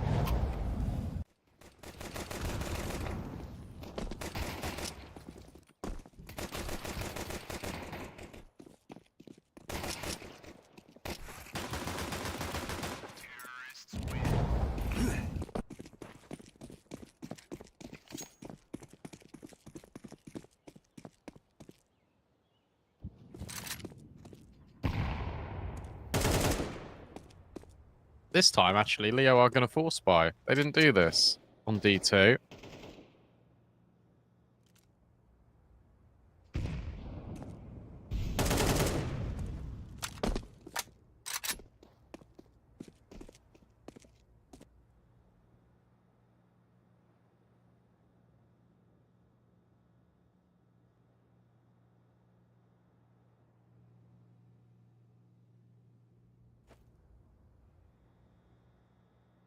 This is an interesting little setup. Double ladder. Pushing towards ramp now. They get control.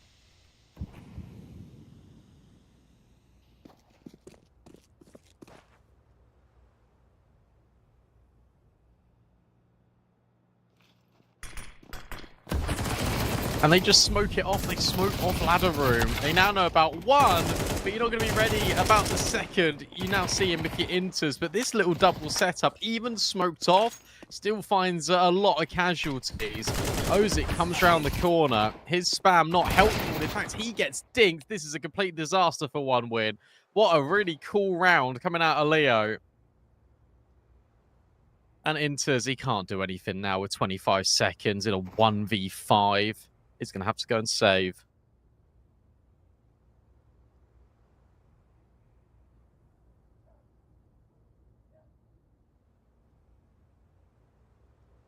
I can't believe they even smoke it off, and yet they still get 2 kills.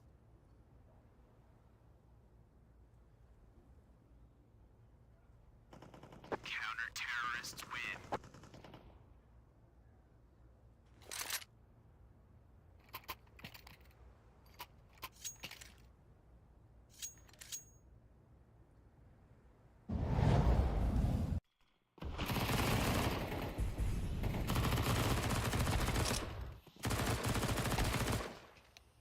Look at that.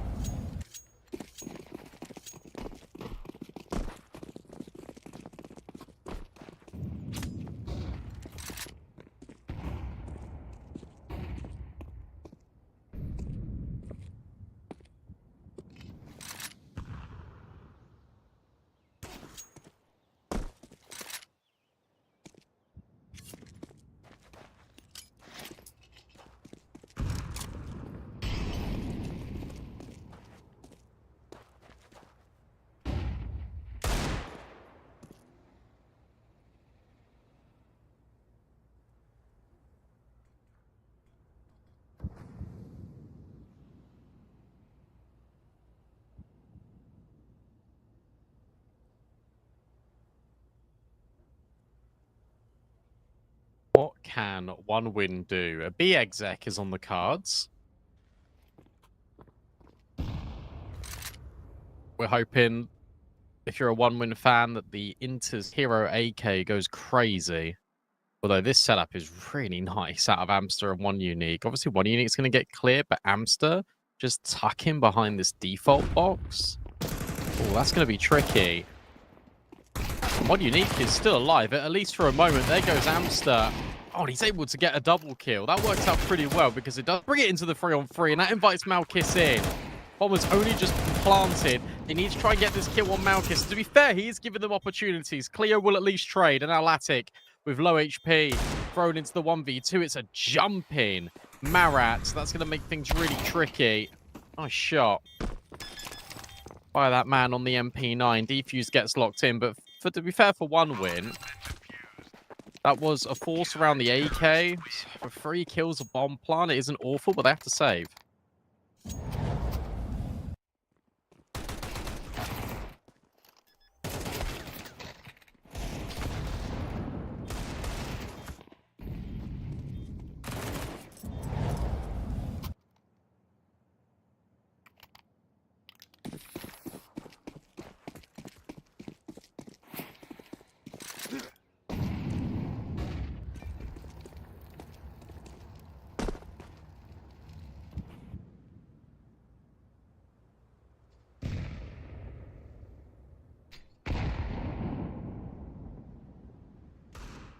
Can the Deagles get a bomb plant? Well, one unique says, no, I don't want any of this. Already pushes Cronus. Hobbit gets a chance, but one shot and he's brought down to bare minimum. It comes to his life force. Ozik now waiting on the corner. Is all individual fights being taken by one win? Just really hoping they can get an opportunity.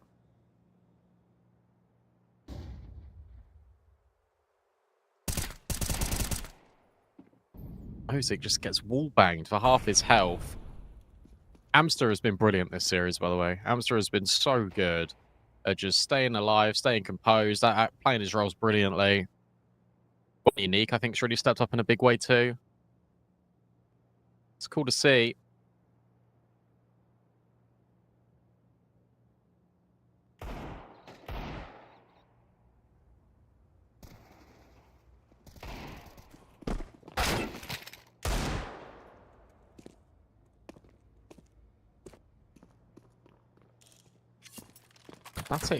We'll at least find Amster. This is a 2v2, but Marat will come through and just enable the round for Leo. You would think Hobbit can't do anything, and Marat's already aware of this possibility. The ramp player, he's only just now drawing his sidearm. Easy for Marat. Leo, they force buy, they win. They reset one win. And now suddenly they find themselves in a really big advantage.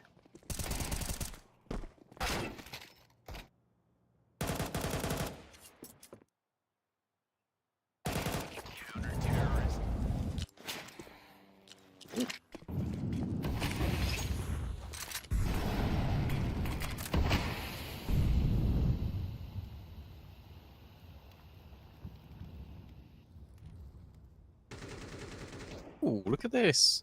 He's now on the right on the corner of the boost, which means I don't think they can see him from chair, or he can see a pixel. That's really hard to tell. I guess we'll find out in a minute if Cronus ever walks forward. Cleo's on the right side of window as well. I love these setups. These setups are so cool out of Leo. One window struggling, no AWP for Latic. Ozik now just starts to accelerate a little bit underpass. Everyone else is in spawn. Guys, what are we doing? What's the game plan here? If you're one win, maybe just a straight A exec. You got a little bit of a connector split coming in between Hobbit and Ozik, but they're really taking their time. Inter doesn't see anything push Palace. The good thing is for one win is that Leo haven't taken much space, which feels nice for them in a weird way. But Ozik, he's now been spotted. He gets dinked and dealt with by Cleo, and Cleo just follows through on Hobbit, right? That's the mid portion dealt with. Now you want to go forward on towards this A bomb site if you're one win, but the smoke break, it's easy. It's a kill back for Latic, but it's still a 2v4, and Marat has already dropped in the site. Such an easy kill. Inters now can't really do anything. That nade lands nearly on him, but he dodges it by the box. 10 seconds. He's out of there again, surely. No, he'll just commit to the plant. That's easy for Amster. Leo, they are in complete control, and one win can't really do anything.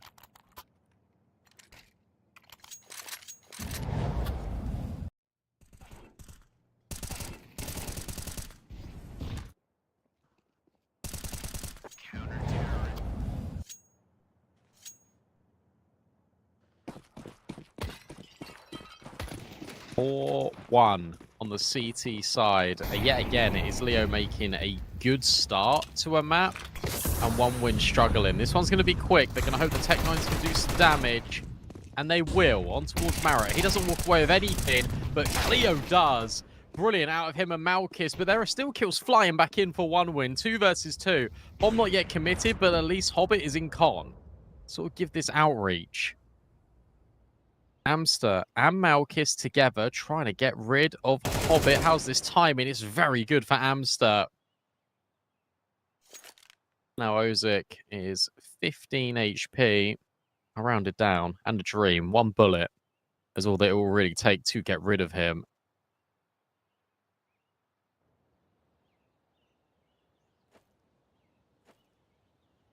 He finds Malkis over the top. Oh, that would have been a chance. But Malkis was holding for him. And now you've got that direct info.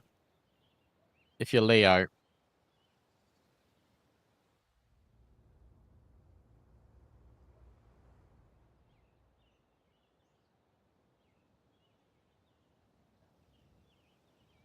Ozik waits. But so does Malkis. Patient as ever. Leo will find their 5th round, and for 1 win, they've tried going B, didn't work. They've just tried going out A. It sort of worked, and the trades were there out of Leo. Mid control has never really been easy for this T side. You're running out of things to do. The only thing they've not really done is grouped up and gone as 5. They did in the pistol, and it worked on A. Maybe they could do something similar here in this gun round. Latic on the AWP, that's your difference.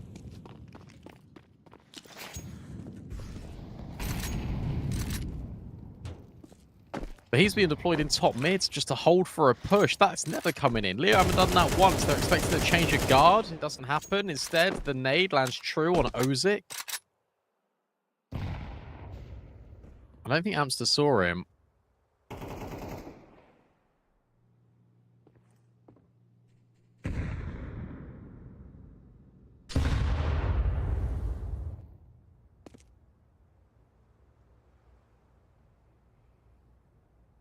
At least mid-control this time has been established here for 1 win. Inter's in Palace again. The issue is the hits coming in from ramp. Malkis now slides over to hold top mid coverage, which is being swarmed upon by 1 win. He could have indirect info here because he doesn't see anyone. So con's going to be the issue. This molly, oh, that's going to help. Because they're now going to know that this A split is coming in. Inter's in Palace. You're relying an awful lot on Marat 2K to be undetected. This is a really lovely angle out of 1 unique. Between him and Marat, they're able to get a couple of kills. You now know about the ramp player. Cleo's also been dealt with, but Marat hasn't been. And now in this 2v2, Inters goes searching. He takes half his health bar. It doesn't really matter against the AWP. Latic also holding for an opportunity. Can they do him on the cross? Maybe. Latic now falls back in. He's hoping to get the shot out of him. He does. Inters goes over the top. That's a sharp shot. Latic now needs to try and plant the bomb. He gets off it, and it's a quick shot out of Malkis. That is an unbelievable clutch. And Leo, they cannot do anything wrong. 6 rounds to the good. 6 shots out of Malkis. Yet again, 1 winner without a bomb plant, without a round victory outside of the pistol. Look at this. Oh. And then he just goes through the molly. Bang. See you later, Latic. Malkis is ruling the roost. A Glock, a Mac-10. That's it. 7-1 surely on the horizon.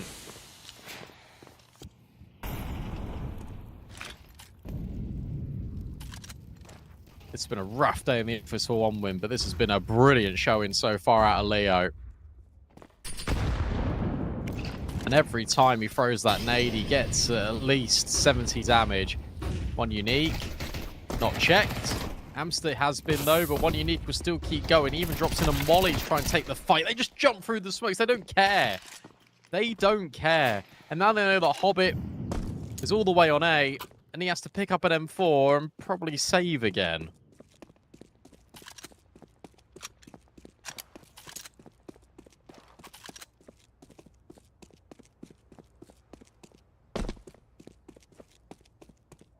surely you can't save. You got to go for it. This is Jericho. This is a 3v1. This is a chance for maybe Hobbit to use all of that experience to get one win, a well-needed round. It's going to be difficult. The way he's sliding forward here, this indicates to me that he's just going to be playing exits. Yeah, he doesn't want to do it. Oh, now he is. Okay, he changed his mind. To clear out every angle in Palace. The apartments, I should say. 15 seconds, mate. You can't go for it now. You got to just sit here. Or go die before time, maybe? You just have no time to do this now. They can also wait. They won't wait. They'll just kill him. 7-1. I'm not surprised they paused. They should have probably paused earlier.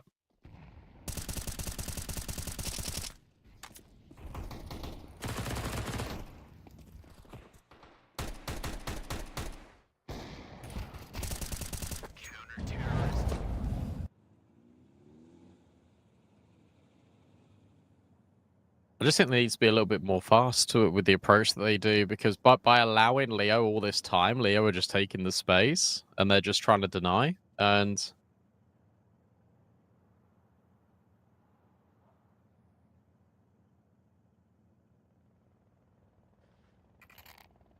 the key thing to consider is that if something doesn't change, you're going to lose.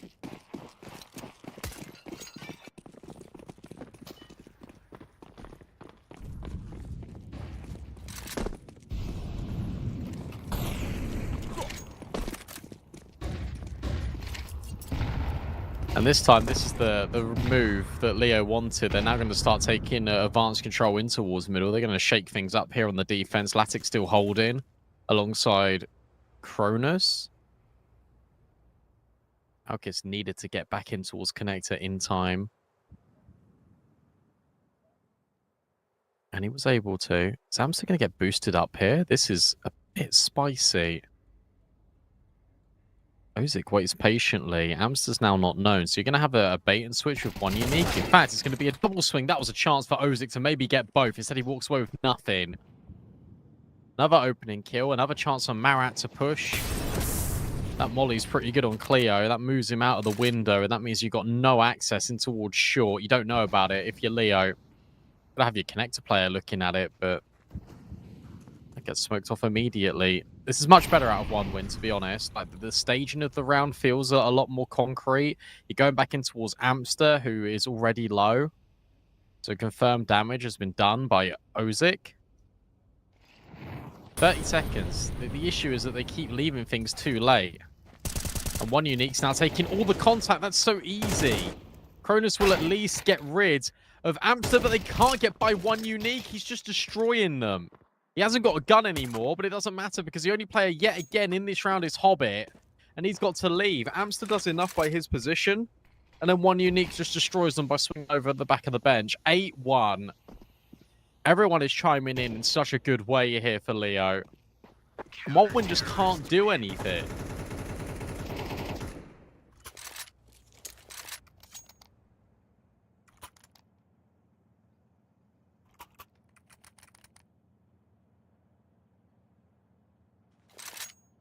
This is absolutely devastating.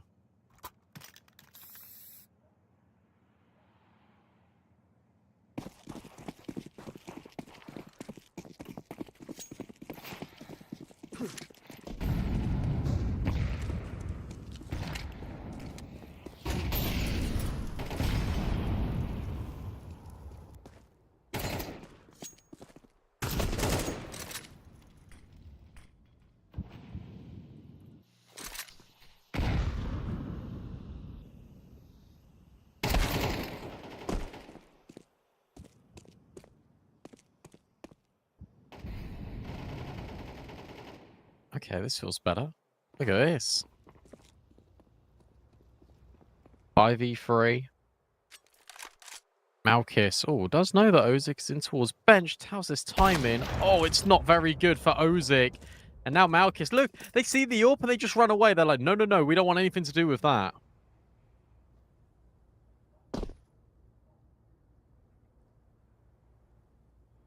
Inters has now walked out on this lurk timing. He needs to clear Amster. Amster, who's been at B basically every single moment. He's paranoid about under balcony and palace. How worried is he about firebox? That's something they absolutely need to consider, as they will start making inroads.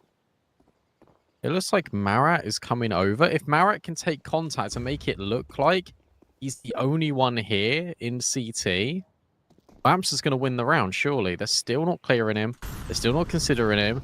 Inters hasn't gone up and over. Latic will find Malchus. That is a deagle on AWP. Now Amster starts to make his move. Bomb denied. At least there's a trade in. And now Marat, he'll grab one, but surely his day is done. 5 seconds. Can he deny the bomb? I don't think so. So 1-win will get away with this. You feel like they should be able to deal with an 18 HP player. Especially the way that Cronus is moving. He's seen him. And he's not killed him. Uh-oh. It should be fine. Marat's now picked up a kit. There's also a flashbang. Latic's gone round in towards Palace. Is just going to lock it in.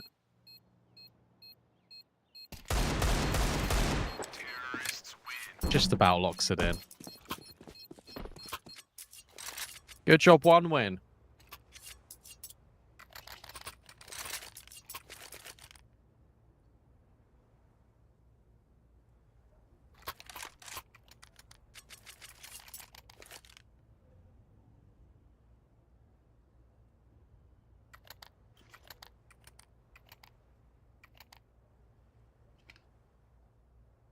Eight-2, tack pause now.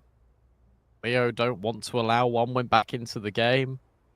It sounds silly, but remember Dust 2? That was a 7-5 half that Leo only got one more round on that T side. So they're hoping to win this 9-3 again, 10-2.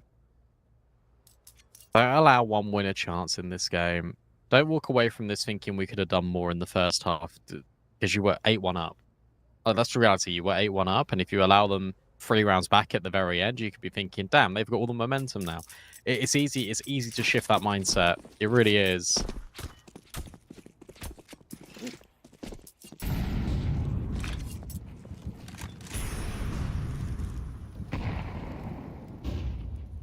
Nice nade.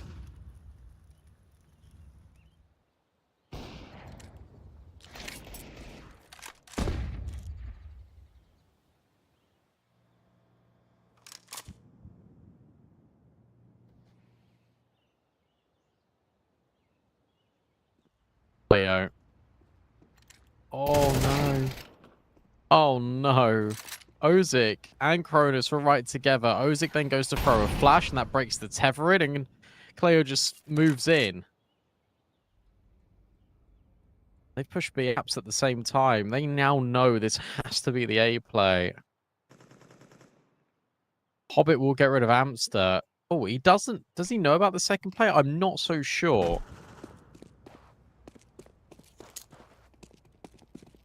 Ozik gets rid of Marat as well. I think he is aware of the second player. They're just both at ramp. Oh, this is actually really cool. This is going to be a cool little crunch. One unique gets rid of Hobbit. No, they don't know about it. Cleo walks through at the same time in, but Ozik is ready. One unique then gets rid of Latic. Bomb scooped up. 2 versus 2. You know the one unique was in towards middle, but you don't know about this player at Malchus. Oh. So he'll find you. He'll go for the second. Can't get rid of him. You know one unique was in towards middle, but this rotate is really quick. 15 seconds. Needs the bomb.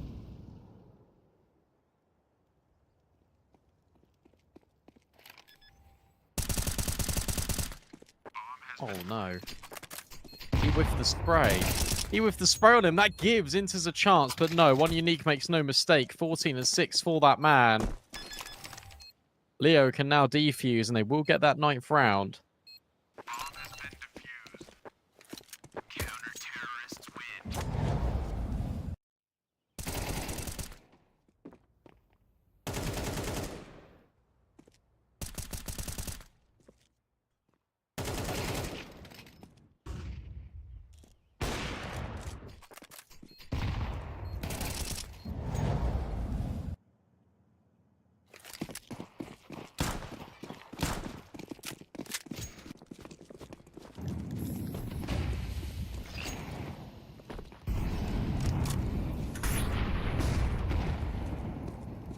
see Glory reversing outside my house, so sorry if you hear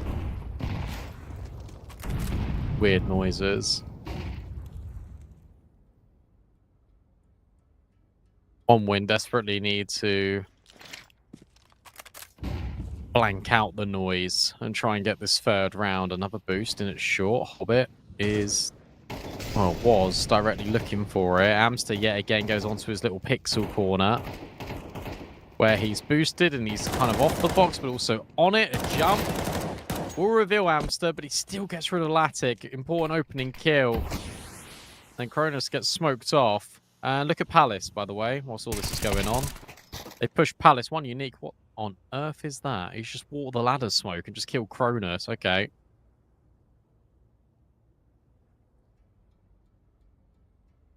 Cleo has got all of Palace.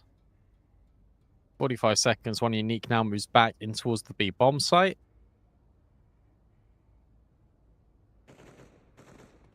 Ozic has now been dinked by one unique, but we'll remove him. 30 seconds. Where do you go? What do you do? If you're one win, surely you just get the bomb and go con. It looks like that's going to be the case. So Marat needs to live. He now sees Inters and he hears Hobbit. Again, 10 seconds. Marat just waiting patiently. Inters will get rid of him. This flank is coming in, but oh, I was going to say it doesn't really work, and then it does. Theo and Amster, 2v2. Amster now starts moving through jungle. The pressure needs to be applied here from Connector in order for the jungle player to go around the corner, but he's being really loud about this, and now he's reloading in the open. Hobbit gets removed. Ozic's in such a good spot. They're going to walk right by him, and he lines them up with ease. One win will get that third round, all off the back of Ozic on 4 HP. And Leo not clearing a corner.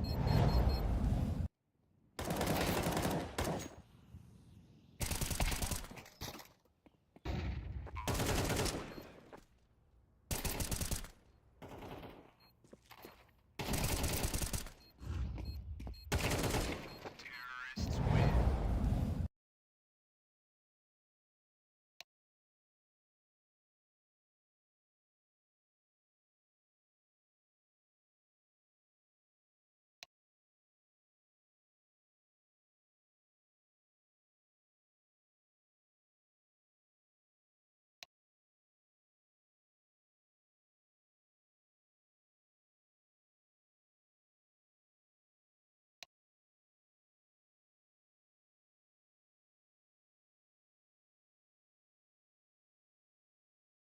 Does that give them something? Does that give them anything? Well, based on the track record of Train, I'd argue no. Because all Leo need to do is just win this pistol, and then they've won the series.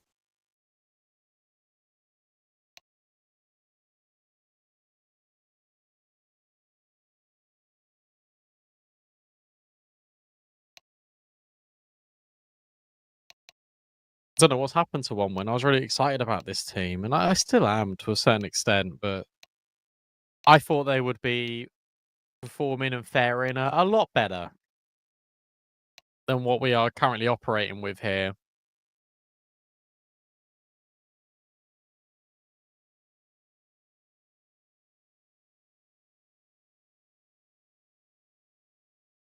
As we yet again take an extended little breather to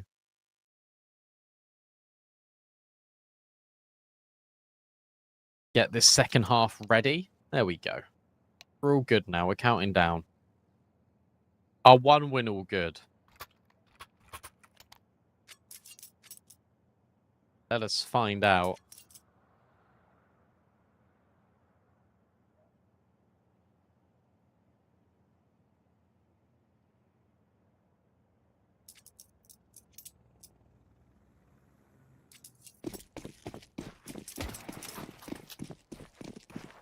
One unique, 15 and 7. Cleo 10 and 8. Everyone else is just on 9 kills. Really good spread for Leo. But one win the same can't be said. It's nice to see Ozic back having a good game.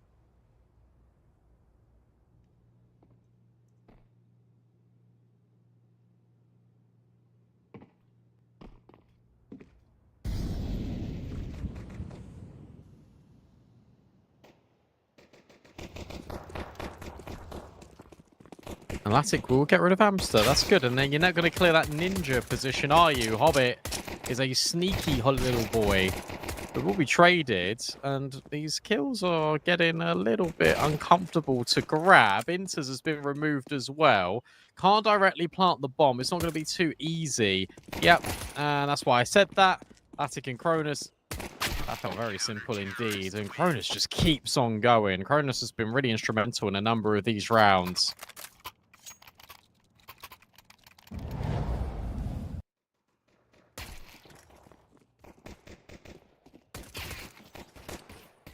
Really cool pistol out of one win. It did look a little bit scary for a moment, but then Cronus and Latic make it feel effortless.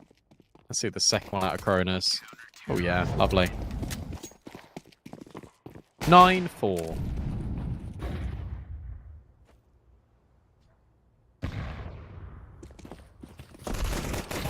And a run boost that just doesn't really result in anything. Oh, they can come back into this, can't they? Don't want to get too excited because it's only against the pistols, then the full eco. This is the first time, second time actually, that they've full ecoed after losing the pistol. Can Malkis get a Deagle headshot? No, he can't. Cronus instead will get a USP one the other way.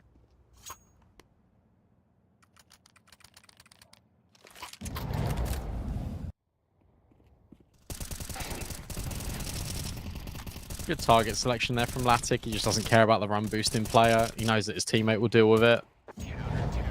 Nice shot out of Cronus as well at the very end. All right, 9-5. First little gun round. Let's see what we've got.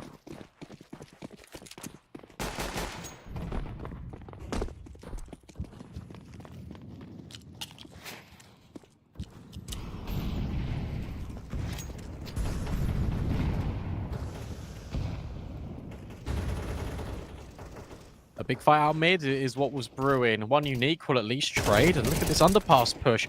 And he just walks through. He just walks through the underpass smoke. Hobbit's got no idea. It's that element of surprise out of Amster is enough to get this player advantage here for Leo. He got a lot of control now in towards middle. They're just going to spin it into a B play. Latic and Cronus are going to walk over, boost up over the top. You can't see anything in middle directly. When's the alarm bells going to start ringing? They're still in short. They've got no idea about B. And Leo are just walking out. Amster now needs to go and consider short. He will, because Cronus will make him very aware of it. Excellent stuff out of Cronus. Latic still on the boost, locks it in. It's going to be another round, you feel. 4-1 win. First gun round, first success story. And again, an awesome moment out of Cronus. Leo take a pause. One would have only taken one, despite being down 7-1 and 9-3 at the half. And despite going into the player disadvantage, Cronus just does this.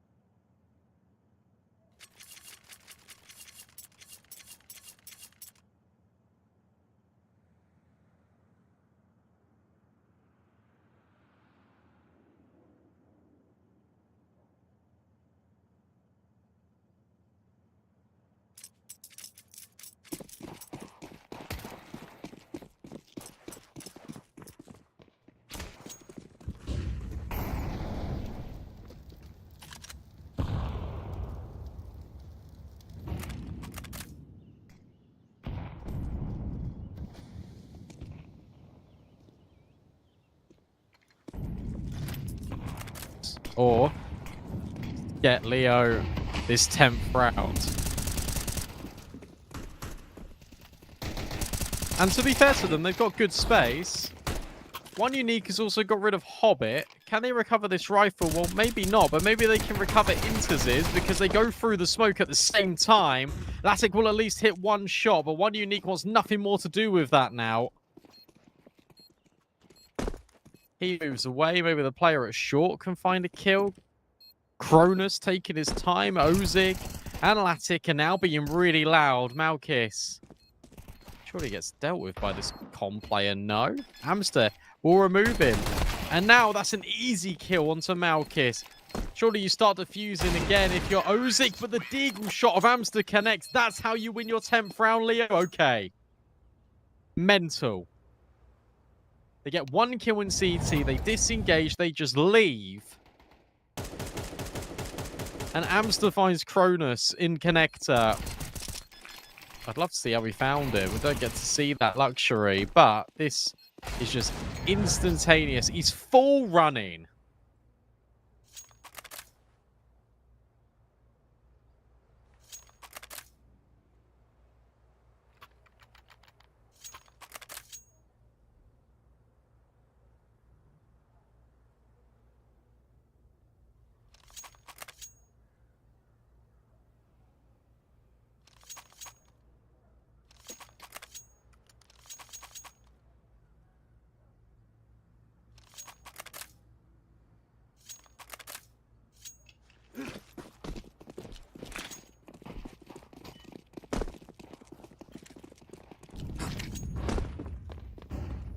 Crazy.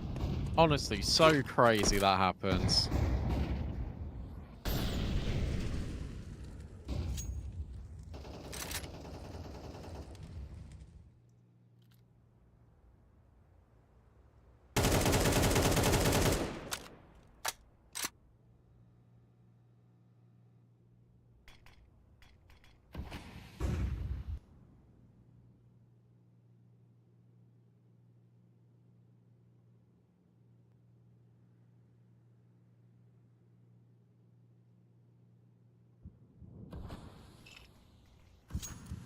And now this round is just so quiet in comparison. Like nothing's really happened.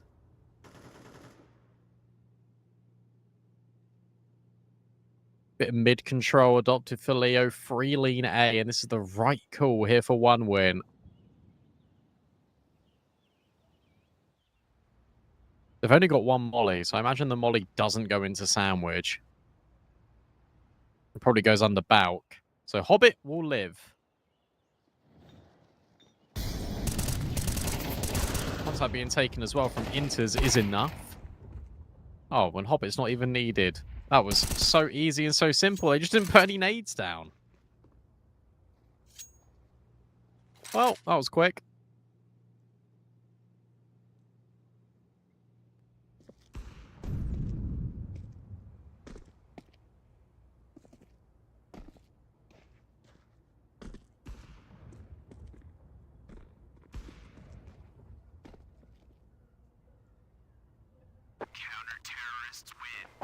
This is now a 3-round game from what was a 9-3 half. The only round Leo has won on their T side came from Tech 9s and a rush into A. Every time they slow the pace down, they give one win exactly what they want. Time to figure out what's happening. And it's nice to see Latic is just taking over the game now. He's quietly risen to 18 kills.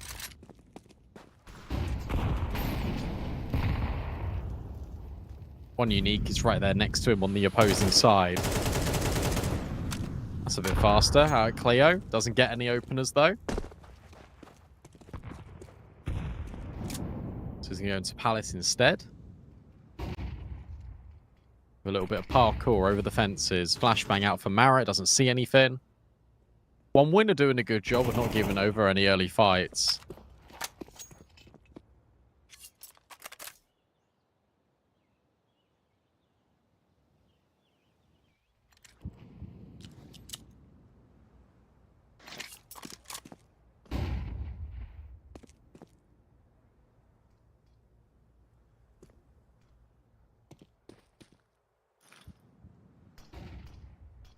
Shit, again, Leo. They're going to move into a bomb site, but look at Ozik. Does Ozik see him? No, he doesn't. He will now. That was easy. Oh, Ozik just keeps on going. Free with the MP9. This was a force buy in for Leo. They walk away empty-handed. All of the destruction of Ozik. A A triple MP9. He just keeps moving. It's so difficult to be able to track and trace him. This is going to be a one-round game. This is actually going to be a one-round game. Because Leo aren't going to have any money. Oh, dear.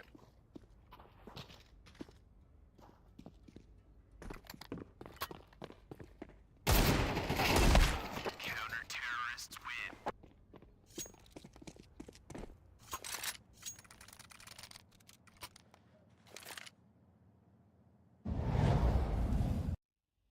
Look at this. Wonderful. I don't even think he didn't take any damage. He didn't take any damage to that Deagle headshot.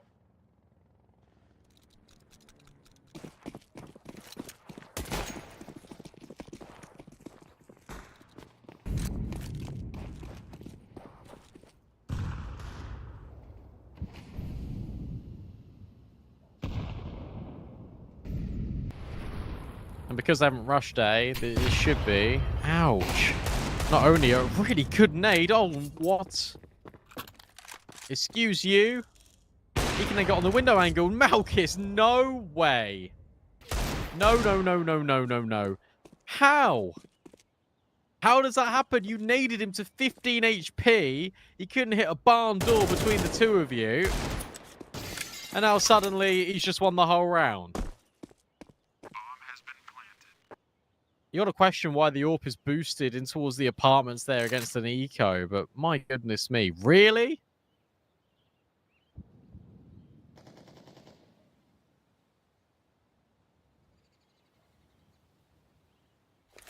OneWin have not lost a gun round in this second half, but they have lost to unarmored pistols and armored Tech 9s twice.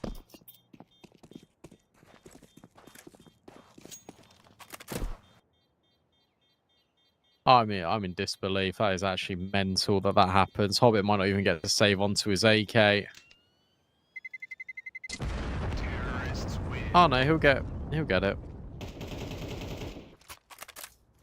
A spam if he gets rid of Malchus, who is the hero of the round. We got replay of that.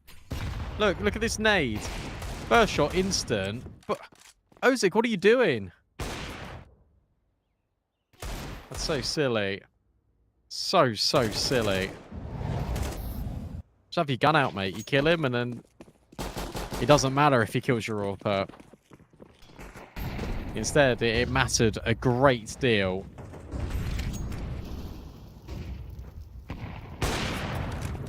Nice shot. Oh, okay. Malchus is now just completely reinventing himself as a big game player. These could be the back-to-back rounds that Leo needs to close this game. Because I was speaking about the economy for Leo, but the reality is, OneWin, if they lose this, these rounds have been getting really expensive. They're going to have nothing. And this will be the first time they lose, what, back-to-back rounds in this second half? So they're going to be completely broken. The fact that Latic falls early is a disaster.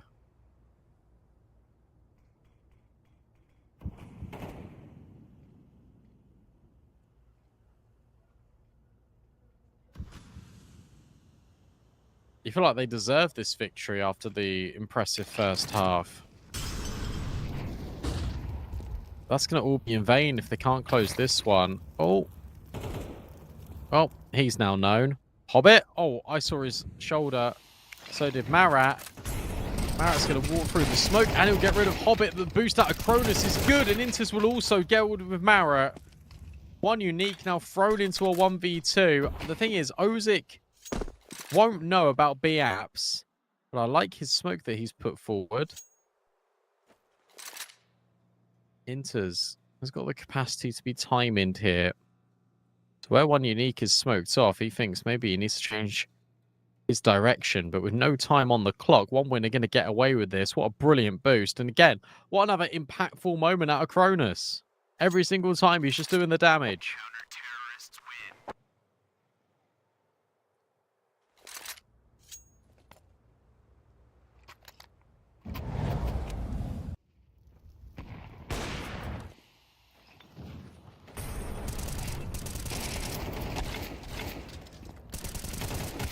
Really important trade kill as well for Inters to get Mara after he walks through that con smoke and kills Hobbit. Actually, really important kill.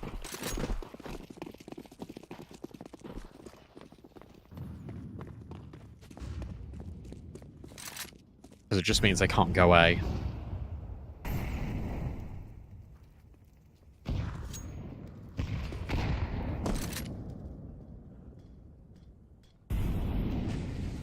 All right, one winner back.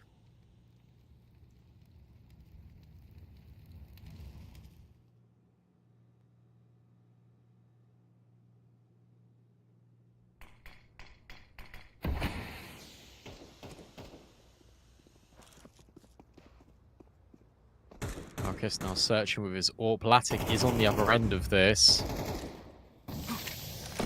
He'll flash him off to have a little peek.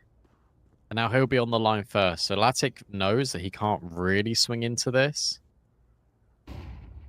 But Cronus can. Oh, Cronus can, but Marat. That is such an important shot to hit because that bails out his AWPer only for a moment.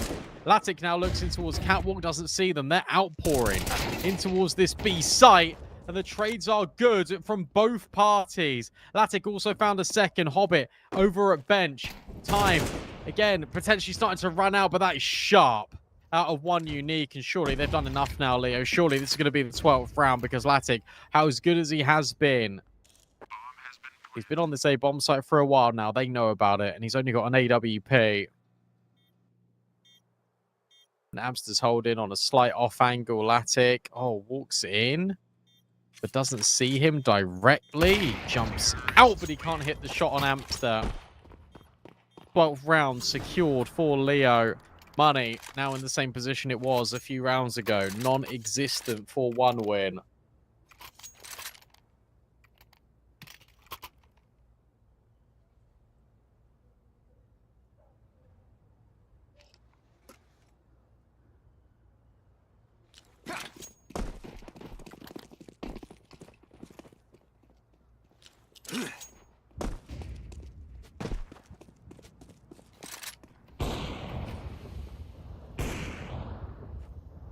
They have one AK.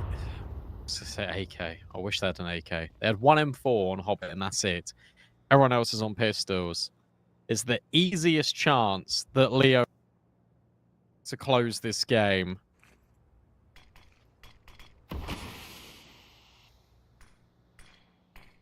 Hobbit in ladder. With limited options, really. I don't think he can see over the top of that smoke. Oh, he can just, but it's not relevant info. So it's not really going to help him. Smoke goes in top con. Cronus will cross the other side of it, and okay, one unique. I think one unique was spamming to get rid of the ladder vent. But Cronus, oh, Cronus. Maybe he can deny the bomb. No, he can't. And Marat's already in jungle. 5v3, this is it. Surely this is it. Yeah, both players now just in ramp.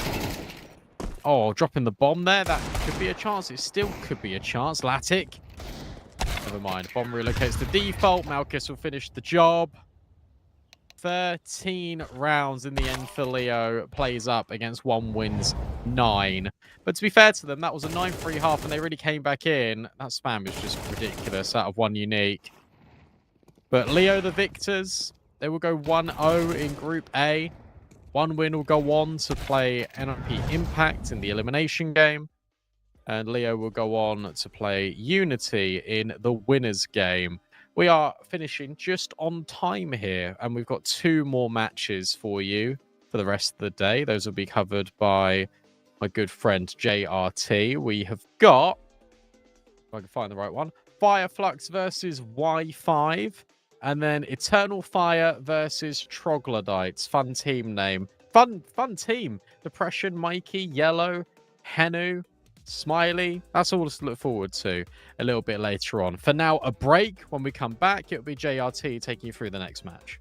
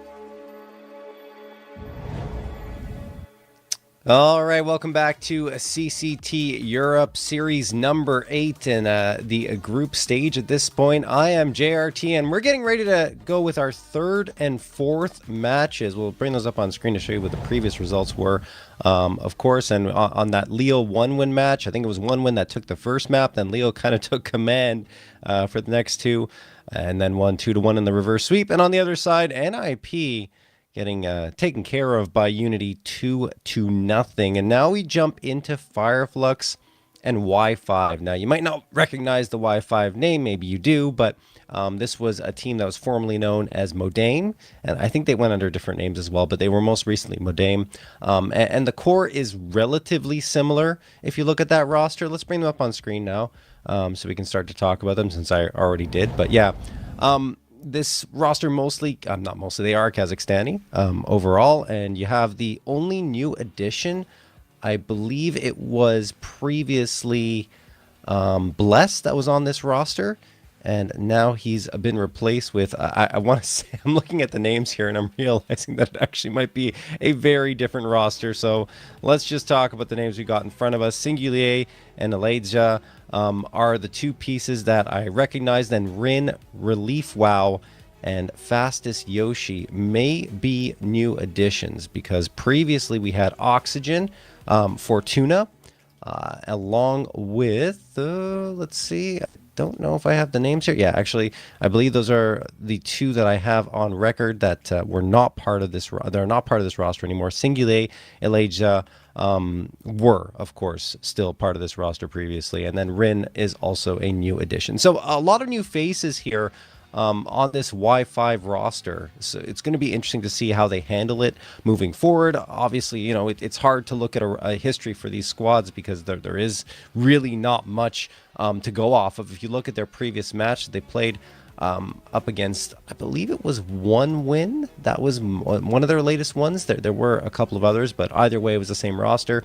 You had Aleidja leading the squad with a 1.34 rating and 31 frags. After that, it was Fortuna at 33, but he is not going to be here. Oxygen, also not here anymore. And excuse me, I take it back. Rin was part of the roster. That was the third player. So they still have their core, technically, but 2 new additions to the squad may change things up for them. And I mean, we'll talk about their maps afterwards once we get to the veto, but as you guys can tell, this is probably going to be a test for Relief Wow and Fastest Yoshi to see how they fit with this squad. Let's switch gears now and talk about Fireflux, a team that has been more consistent in terms of their roster, let's say. Although there have been some changes, or I think there is a change coming through here today indeed. Finnegan is no longer on the roster after playing the last 18 maps over the last 3 months with the squad. He is being replaced by Shield, and I believe Shield is playing right now with Sky Fury, or at least he's listed as part of the roster. It may no longer be the case. Perhaps he's being added over to the Fireflux roster, but nothing confirmed as of yet, from what we can tell, at least on Wikipedia and HLTV. He is considered a stand-in right now. And then the other 4, of course, have been playing with Fireflux for quite some time.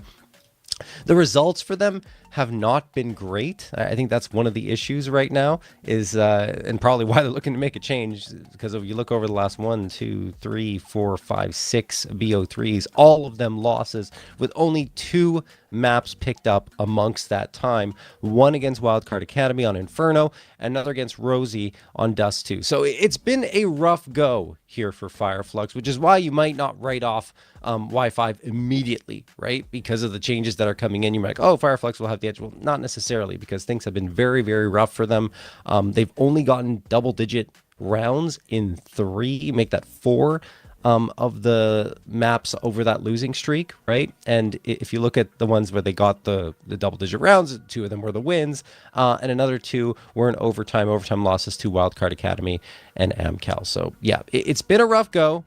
Not the best of results, but that happens sometimes. And it's kind of a shame for Fireflux, because they were on my radar a few months ago as a team that could really make some noise, and I feel like they've kind of slipped into the doldrums. Anyway, let's check out the veto.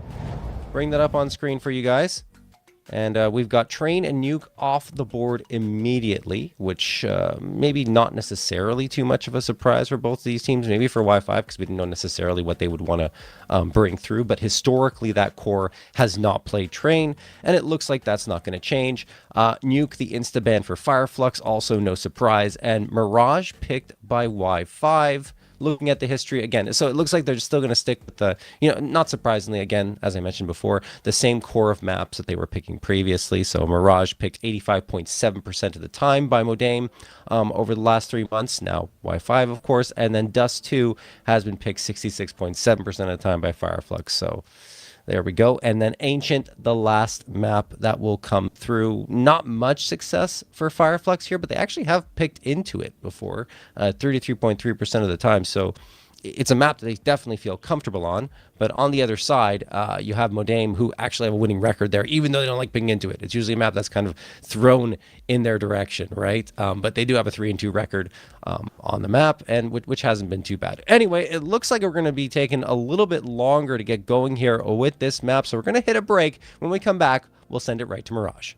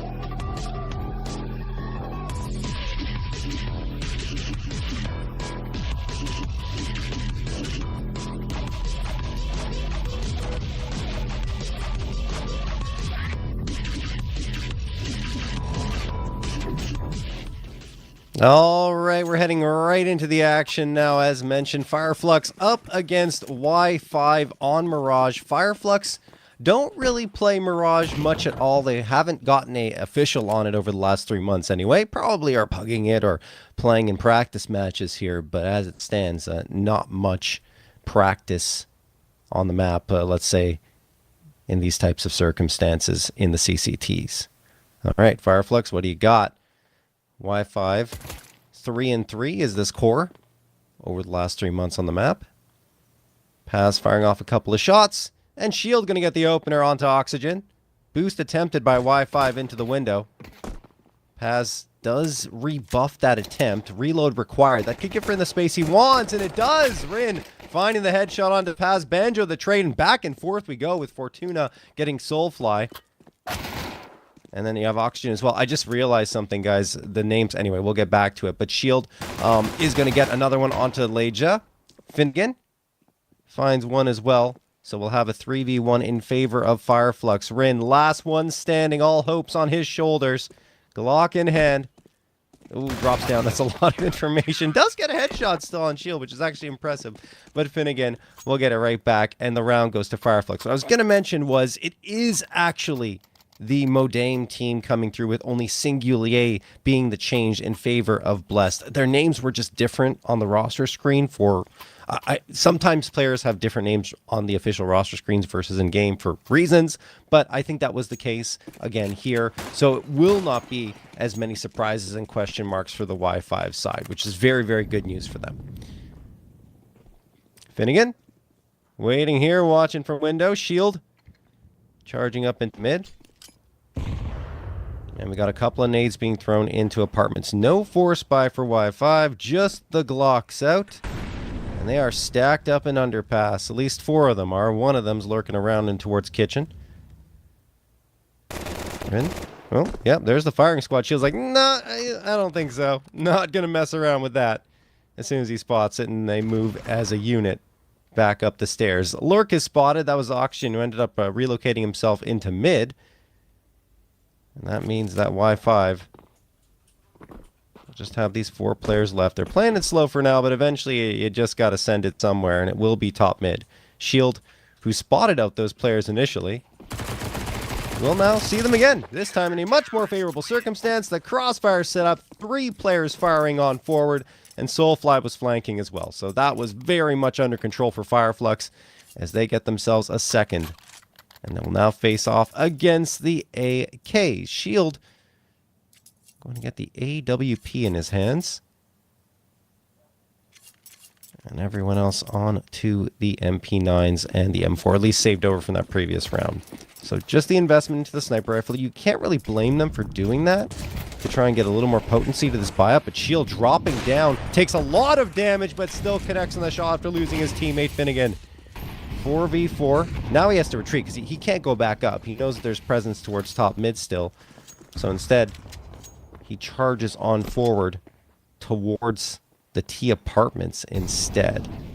And with that spacing gain, that means the B players can rotate around and maybe try to fight in towards the A site. And again, Soulfly is on a flanking mission. No one's really watching this because they're so focused on connector. And Banjo's going to break the smoke for information. Doesn't see anything, but he's still got a potent weapon for this engagement. They're trying to buy time for Soulfly to rotate around. Banjo can find this one. He does. That's an AK on the ground, but he won't go for it. Soulfly activates on that flank. Singulier and Elijah are gone. Banjo gets the last on Fortuna.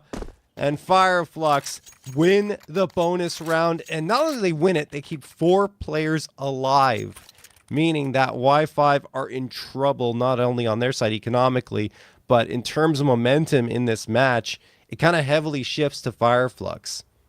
Look at those bank accounts. They got the free upgrades off the ground, a couple of AKs. Sure, Soulfly sticks with the MP9, but, I mean, look what he did in that previous round with it, coming in on the flank and getting the damage done. It actually does allow you to get a little more aggressive on the pushes with the SMG, because you can take fights more on a dime as you're pushing up. And this time Wi-Fi were like, okay, let's just take a straight fight. Soulfly's been so aggressive. He just spotted a player there, so he's going to toss the nade in. That's going to do a decent amount of damage. He's got shield supporting with the AWP. And yeah, this is another dominating round for Fireflux. Soulfly picks up another couple of frags and still doesn't have anything to upgrade to, but again, doesn't really matter. Fireflux stacking up the cash. Wi-Fi will have another buy-up coming through. All AKs for them. Still haven't seen an AWP on their side. I imagine we will eventually. But they need the money. Fortuna typically the one to rock the op.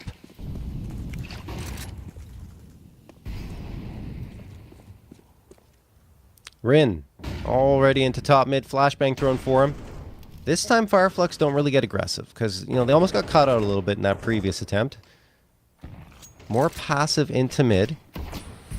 Soulfly is sticking towards the A side as well. The anchor, no one in position to support him just yet. But you see Banjo kind of rotating, saying, okay, this is a light A defense. We might need to reinforce it. Elijah and Rin move into connector as that incendiary is tossed up by Finnegan for underpass. No information yet for Fireflux as to where this Y5 squad is, which is to Y5's advantage. Could be a first round picked up here if they can hit their shots, but Soulfly gets the first one. He has been a thorn in their side. Banjo another. Rin does manage to get the flank onto Soulfly, who's not being, nothing's being watched on his flank, so that's why Rin gets that. A second for Rin as well, but it is Finnegan to strike back and bring things into Fireflux's favor. Fortuna, last one standing. 61 HP, AK in his hands, and a bomb planted. Still has to deal with shield and pass, but has managed to slip away into CT. Needs to be careful on the peak now, they know. Shield going to come around to support Paz. They're going to double swing him, and Shield will take care of business. Fortuna gone. At least a bomb plant for Y5, which will allow them another buy-up in this next round with the full loss bonus kicking in. But that really could have been around for them. Just because of the lack of information that Fireflux had on them going towards that A site. If you win at least one of the first two duels, you put yourself in a chance to take control of that site. But because they don't, even though they have Rin coming in, kind of with a surprise element from Connector that wasn't really being watched thanks to the utility that was tossed, he gets those two frags. But imagine how much more impactful that is if you get the trade or you even find the opener on the other side towards Ramp and Palace. Anyway, Y5 calling a timeout after that. They got to talk things over.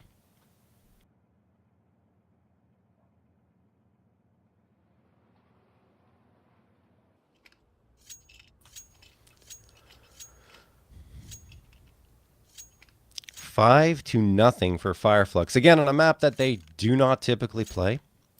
This is not charted territory for them.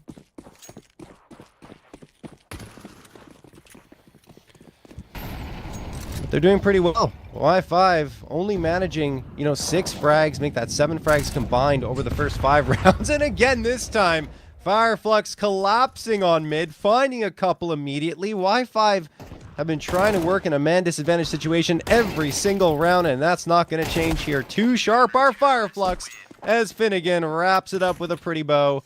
6 to nothing in their favor, and folks, it has not been close.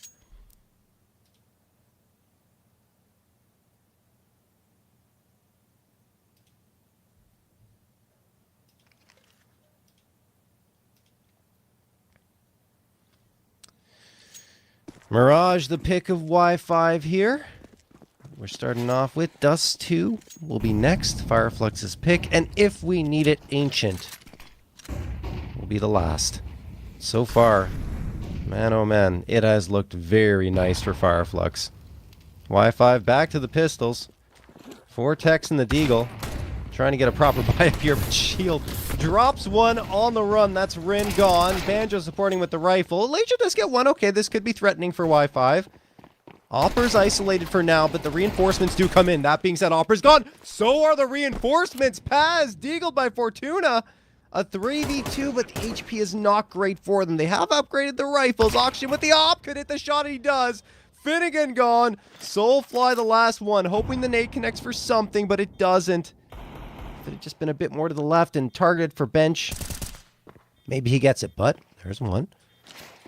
Oxygen gone. Y5.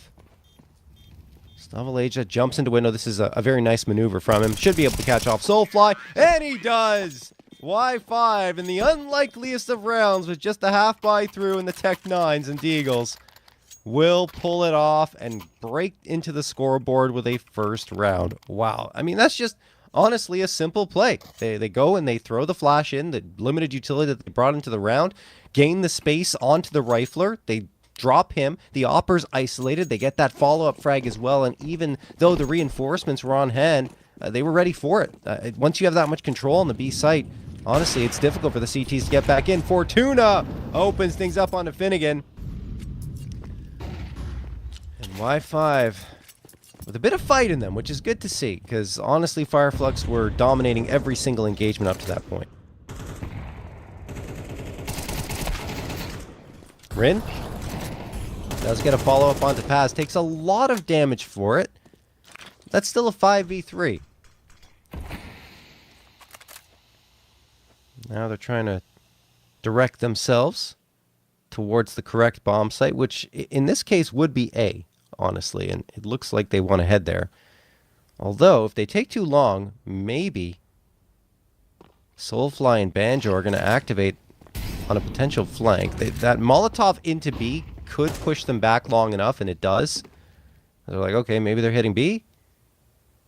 That's not the case. Singulier may lurk into the site eventually, but it's towards A that they're headed, and they wait too long to activate again. Soulfly on the flank, catches Fortuna, and there goes Singulier. Man advantage gone. Shield connects on the shot on Rin. A 5v3 has been reduced down to a 2v2. At least Oxygen gets that response, and they'll be in a post-plan situation, but it's still not great. The retake is going to be on very, very quickly. Banjo and Soulfly combine to take care of Aleja. Oxygen, last one standing. Great flashbang and Molotov thrown in his direction, forcing him off that angle with the op. They can smoke him off. They don't want to. They just throw that flash and take care of him. Soulfly set up perfectly by Banjo. Y5 let a 5v3 slip away as the remaining forces are absolutely destroyed. Wow. Fireflux, even when it looked like maybe Y5 had a path back in, they seal it up. And quite frankly, with Soulfly, along with Banjo, getting delayed by that B attempt, Y5 should have executed immediately off of that. Because you're keeping the B players in place, not for long, but for enough of a moment where you can push in and maybe gain the advantage towards the site. But because they wait another 5 seconds, it allows the flank to eventually activate, and they lose the bodies that they need to win the round. Simple as that.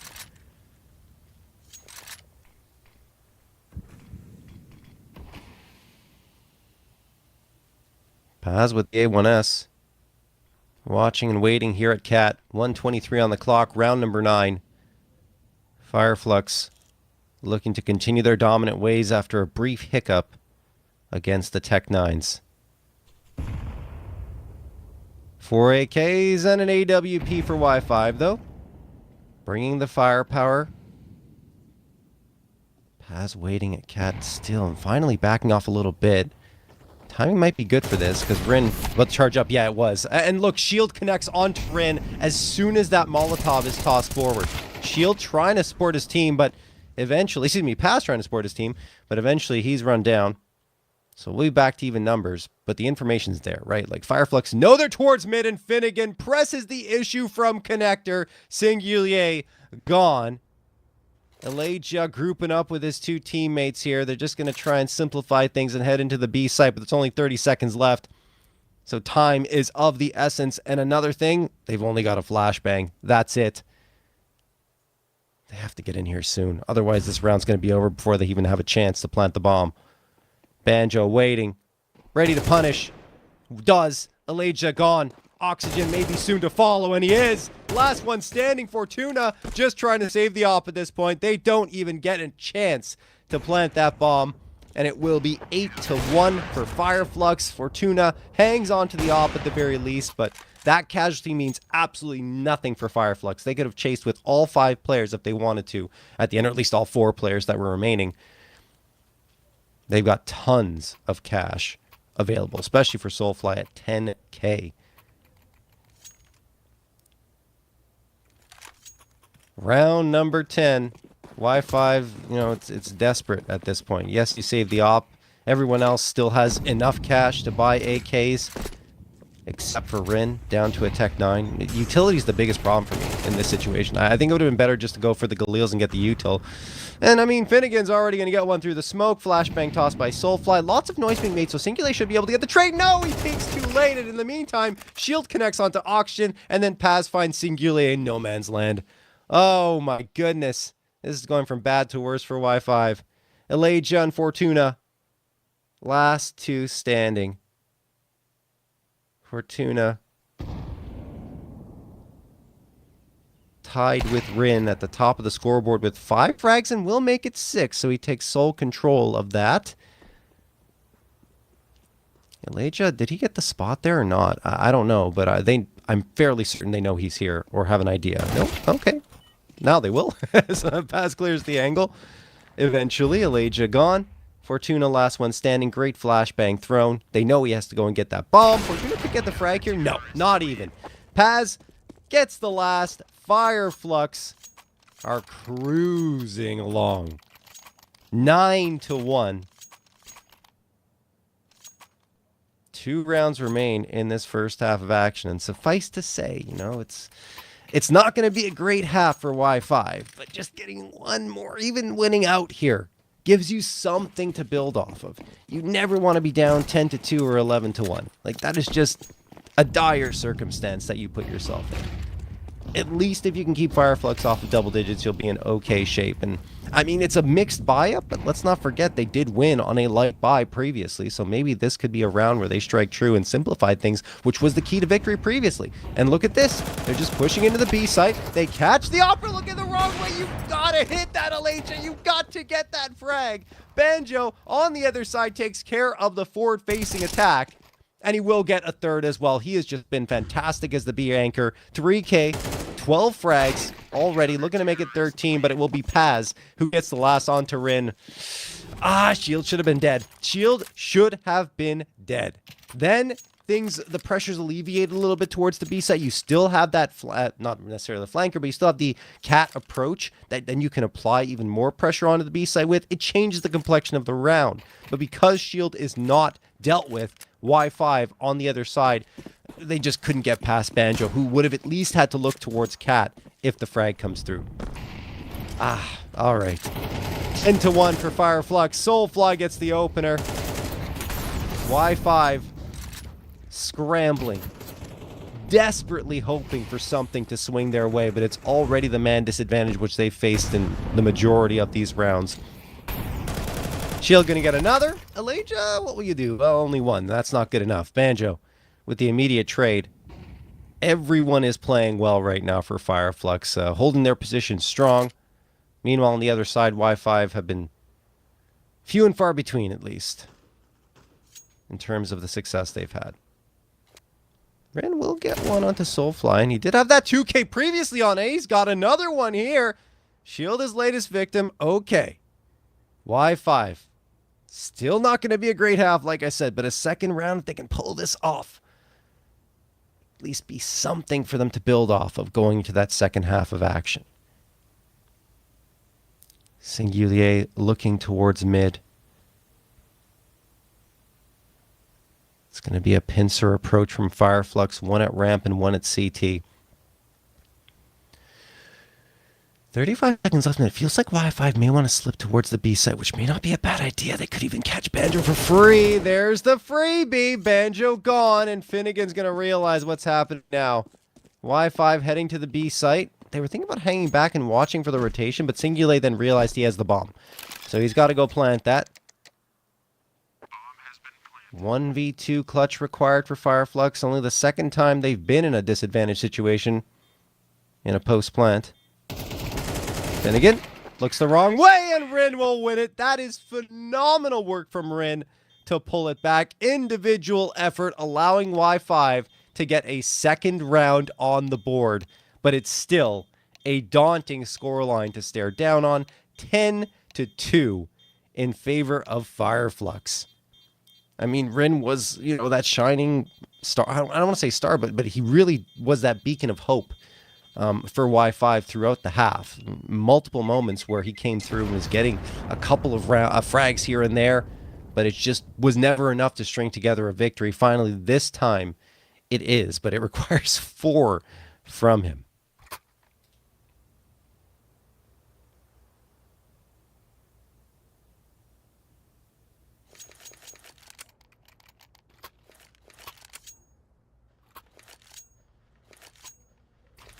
All right, pistol round on the card. Second half of action. Y5 going to the CT side.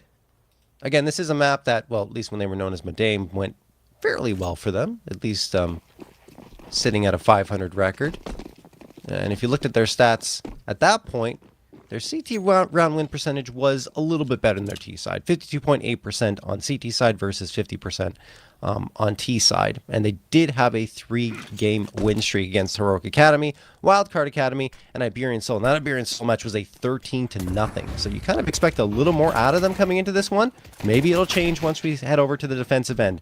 That's not good. Trade going to go through for Banjo. Then he gets the follow-up. Banjo loves this B site, both in defending and attacking sides, and it's going to be another clean sweep for Fireflux of all the bodies on Y5. Singulate, last one standing, has the armor, but, I mean, hopes and prayers is what he's being driven off of right now. I love the green sausage charm. Anyway, not the point. Just enjoying the choice of skin and charm. Now he's got clutching MB3. Will that charm power to victory? It does not. Banjo the last. Another 3K for him. He jumps to the top of the scoreboard with 16 frags, and Fireflux win the pistol, which is not great news for Y5. I mean, you're down 11-2. If you eco here, you're looking at a 12-2 likely. You got to go for the 4 spy. There's really no choice.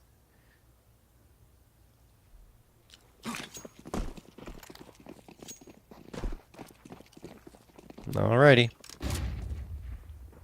Finnegan flashed out a couple of times. Y5 going for the aggression, but Finnegan's got the read. He realized what's happening here. Will it matter? Yeah, it will. Finnegan getting a couple, and even the 3K on the cards. He's now up to 16 as well. Elijah and Rin, last 2 standing. They are on opposite bomb sites. All Fireflux has to do is group up and hit a site, and they win. Unless there's a 4K for Rin or Elijah. Rin. No, that's not happening. Paz immediately getting the frag. No impact at all for Rin on that round. And now it's Elijah as the last one standing. He'll probably just save. 12-2 for Fireflux. And again, this is not Fireflux's map pick. This is Y5's map pick that Fireflux are absolutely dominating them on. And what's even more impressive is the lack of... the fact that Fireflux has a complete lack of officials on this map over the last 3 months, and they're playing this well. This is their opening match, by the way, folks, in Group B in the Swiss stage of the CCT EU number 8.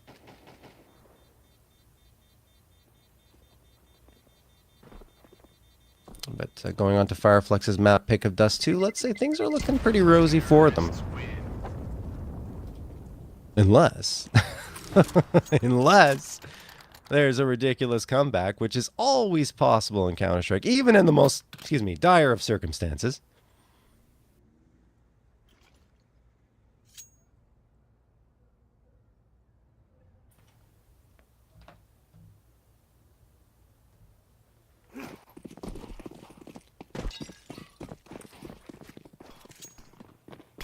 MP9s for everyone on Y5. Mid-control kind of already being challenged for, but Rin goes to lower. He's been that key to success for this Y5 squad, and he manages to fade away here. Soulfly eventually going to peek again, and he finds Rin. That's actually a really key frag to get because of what I just said. Rin has been that catalyst to success. I don't think the other players have it in them, and yeah, Oxygen and Elijah gone. Fortuna? Maybe this works out. Oh, catching Soulfly on a gun switch. Fortuna gets that frag, but he loses Singulier. 1v2 for him. Nade toss, but no one's home anymore. Fortuna has to gamble correctly here, and he will... I don't know if he's just heading towards CT. No, he's not gambling correctly. The bomb is heading A. Finnegan towards B. I think. Or he's just going underpass. Yeah, no, he's just going under pass. I was wondering if they were just going to sacrifice Finnegan for information. Which may still happen. Not intentionally, though. As Fortuna. On the cat. Back turn. There it is. So, yeah. Information gained for Paz. He knows exactly where Fortuna is. So, he'll plant that bomb and post himself up likely in Palace or Firebox. No, he goes to CT. Oh. With that plant, I don't know if that's expected for Paz. Excuse me, for Fortuna. We'll see. Kind of like it. Smoke is there. Fortuna uses all the util here, fakes the defusal because he expects a peek to come through. And actually, no, he has exactly the read as to where Paz is, and it doesn't matter at all. Paz wins the duel, and Fireflux are the victors here up against Wi-Fi by a dominant scoreline of 13-2. I mean, look, there's not much to say there, quite honestly. It was domination from the beginning to the end. Wi-Fi, sure, they scraped around together here and there, but outside of that, like the Tech 9 round that they got, and then that heroic effort from Rin at the end, just the individual effort, which was what powered them to victory. There wasn't much to speak of, unfortunately, on their side. So they're going to head on to a map of Dust 2 where they need a much better performance. I mean, if you look at Dust 2, they don't play it much, but 1-1, over the last 3 months for them when they were formerly known as Modame. So maybe they can pull it together there. It is Dust 2. Everyone plays it. So I think it's a map that certainly you can see that bounce back on. But the only concern I have for them is mechanically, which is what matters a lot in Dust 2. They didn't look good. They were outplayed by Fireflux at pretty much every single turn. So, I don't know. It doesn't bode well, but certainly there are moments where you can just put a map in the back of your mind and say, hey, let's reset. Maybe we can get this next one and pull things together, which has happened many a time before. We'll see if it happens here after this break.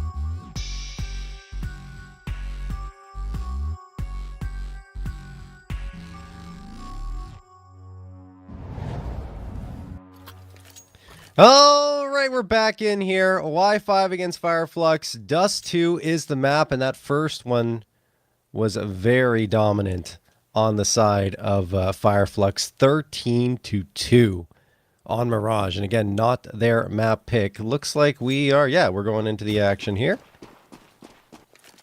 Thought for a moment we might have had a tech delay, but not the case.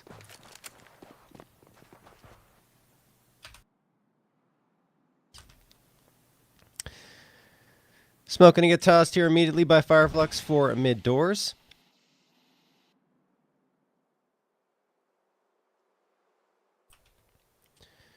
And now they'll be on the approach towards long. Fortuna waiting towards long A. He's got support as well. 3 players long for Y5. Maybe this slight delay for Fireflux sends Y5 away from the angle, and it will. Just that little bit of waiting leaves only 1 player in pit instead of having to deal with 2 on a crossfire. Although now they're going to realize with that noise being made, will it even matter is the question, because Fireflux have been better in the duel so far here. And that first map, Mirage, Elijah gets the opener. Oh, and then he gets Goomba stomped by Shield. That being said, Fortuna delivers a couple back. Soulfly on an island, and he gets isolated. Has the last one standing. Y5 desperately hoping for a pistol round victory, and they will get it. Fortuna with the 3K, and Rin on the other side getting 1. Those were the 2 players that made the most noise on Mirage, so maybe here on Dust 2 they can get their team off on the right foot and be in a position to perhaps even take a map. Look, it's just off pistol, but it's already more promising than what we saw in the previous one.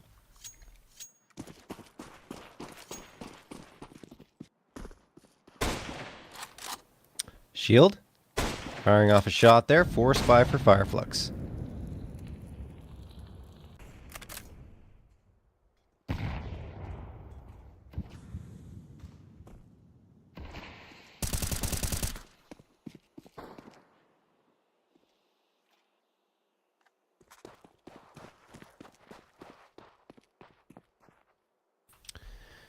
All right, bit of a slow start to this round. Few shots being popped off by Shield, but outside of that, nothing really to speak of. Damage onto Fortuna, but I believe that was from the utility.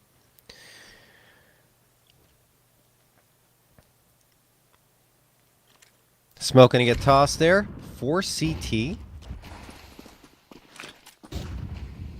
And then another one for the boost, I believe. So now they're going to pincer onto B. This is actually really good for Fireflux. Problematic for Elijah and Oxygen, who are lost, but Fortuna through the smoke gets both Finnegan and Soulfly. It does drop the bomb, which he'll have to recover. Shield watching with the scope. What a shot into Rin. He gets flanked out by Singulier, but at least gives Paz a chance at a clutch here in a 1v2. Has to stick with the Tech 9 because the guns are not available. Fortuna walking through with the big piece in the round. Paz goes beyond the double doors. Don't mind that because it forces them to clear out the entire site. But then they're going to know. They're going to realize. Smoke thrown onto the bomb. Spotted out is Paz. And he is sprayed down by Singulier just barely. With Singulier surviving with 10 HP. That got a little scary for Y5. But Fortuna saves the day. And I think the biggest concern for me is that while Y5 do have 2 rounds here to kick things off, a lot of their rounds are coming down to just relying on Fortuna and Rin to come out with individual performances. Rin on Mirage and Fortuna here so far on Dust 2.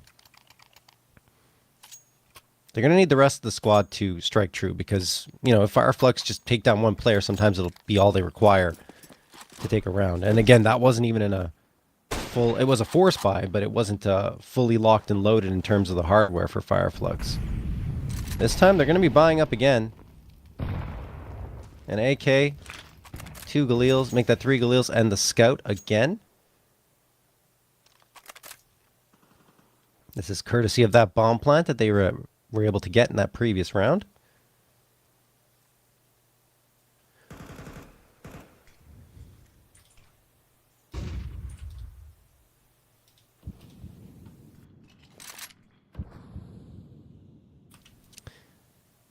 Fireflux grouped up towards Cat. Every single player here. There's no other prong to this attack. Incendiary flies, and they're just going to run through it. Oh, what a nade! And then the fire behind it from Rin, Singulier, and Rin again. Banjo and Shield, last two standing. And it's only Shield, excuse me, with 9 HP now. Managed to get oxygen. Okay, nice frag. We'll head on over to the B site. Could be a post plant. Maybe just trying to draw rotations, and he has the time to do so. He'll hear the footsteps here from lower tunnels. Now he's going to go back towards this A site. Fortuna watching. Only 2 HP for him. Could fall pretty easily. And he does. Oh, Shield. You're going to do this with 9 HP in a 1v4? Down to a 1v2 now. Singulier and Elijah. The last two standing. Smoke tossed in. That's going to make it so difficult for Shield. And there it is. Singulier will get the last, even though he takes a little bit of damage there. 3k on the round for him, and that's good news for Y5. Like I was mentioning, they need another player to step up, and now Singulier finding that is very good news. 3-0 for Y5. Fireflux can't justify buying up again in this round. They're going to have to go for a half buy at most. Maybe even the eco. But no, it's going to be a half buy. A little bit heavier of an investment from Finnegan than you might expect, but you can't forget that he has the full loss bonus coming through. So the most important thing is for Shield to make sure he has enough money to buy the op, and outside of that, the riflers can get a little bit more aggressive with their buy-ups. Fireflux, hoping that the Technides can lead to victory. Soulfly doesn't get anything, and Finnegan won't either. Good trade at least eventually by Shield, but it's still a disadvantage, and Elijah going to be spamming away with the A1S. Does fall. 2v3. Fireflux don't have the bomb, though. That's the biggest problem. Fortuna chasing perhaps unnecessarily. Does it cost him? No. Well, yes, eventually, actually. I take it back, because Banjo's going to get that trade on forward. There's an A1S on the ground for him to try and get this 1v2 under his control. Bomb right at his feet. And with Fortuna pressing too aggressively, they won't have anyone to defend that bomb from being picked up. That being said, Singulier is again right there in the perfect spot, and he will get the sprayed on to Banjo. 4-0 for Y5. So they're trying to repeat what Fireflux did on Mirage with that dominant start and finish. But I imagine Fireflux will be able to get back into this one. Just a feeling, because this is the first time they've had the guns out in full force. Shield goes for a wall bang through the doors there. Doesn't hit it. Just knows that a couple of players pass by. At least he has that information. Smoke going to get tossed for double doors. Fireflux haven't decided yet where they're going to go. They're just defaulting at the moment, seeing if Y5 is going to get aggressive in any direction. Pass. Ooh, spots the arm, I believe. Yep. Flashbang thrown for Cat. And now, like, look, there's 2 incendiaries thrown. One towards the B tunnels, the other one at Cat.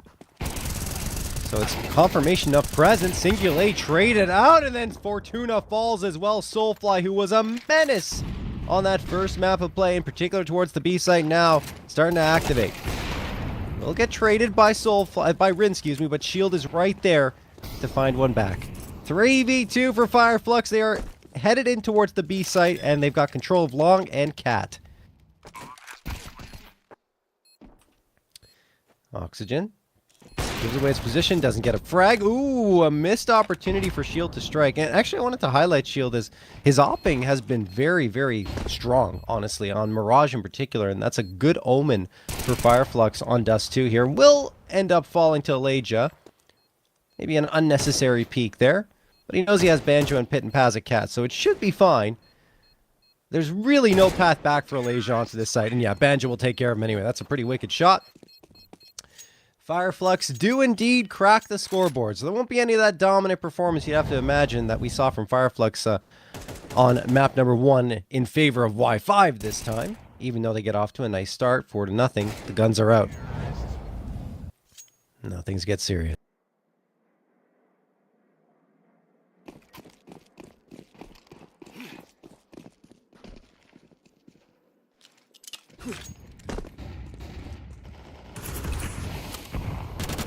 Rin. Ooh, that's a tough first engagement for him to have to endure.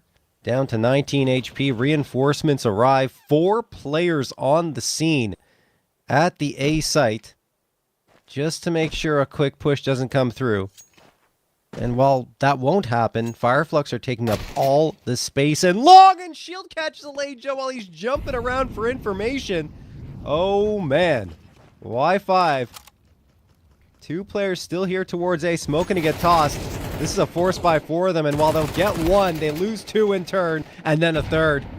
Banjo at 2K, Fortuna the last one standing. This buy-up did not go at all the way that Y5 were hoping. Fortuna does have that A1S, and you'd get a couple of frags through the smoke previously to bring around back for his squad. But this time, I think the mission is not spamming through smokes, but instead saving this gun for the following round because their economy is going to be completely shot. 40 seconds remain on the clock, but that's irrelevant. Fireflux are going to plant it and win this round.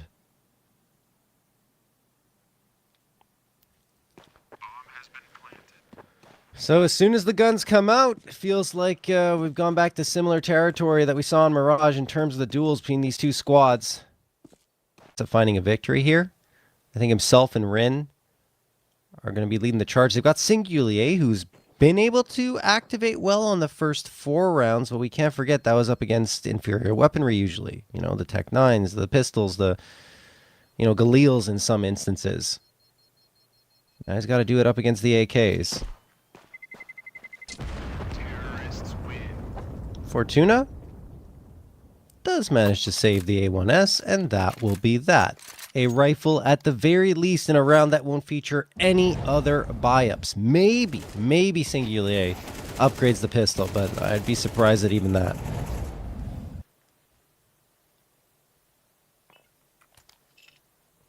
Oxygen does get the deagle, so there is 1 pistol upgrade.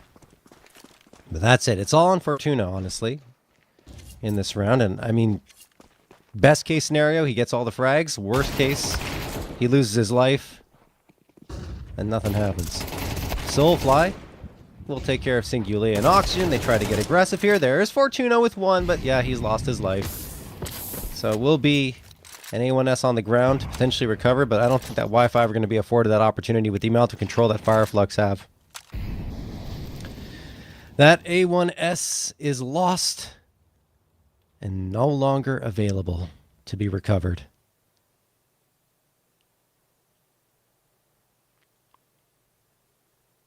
Y5, one thing they haven't lost is their hope at a chance at winning this round. Aleja and Ren hopping around towards mid doors, and that's not bad. There you go. Aleja finds 1 onto Finnegan. It cost them a lot of health, but a missed shot from the op almost cost another life, but they're okay. Only because it's just pistols on the other side and no armor. Fireflux will get that round. Only 1 casualty suffered. 3 in a row for them, looking to make it 4, but here come the guns on the other end for Y5. They don't have the AWP, which honestly would be nice for them, but the money's just not there yet. I think that force buy that they did in round number 6 may be the reason why you're looking at no AWP available. It wasn't necessary. Like, I understand it, because you win 4 in a row, you expect the economy to be better, but Fireflux were threatening in all of those rounds and able to do enough damage against Y5 that their economy didn't stabilize enough. But even still, you want that op out as soon as possible on a map like Dust 2.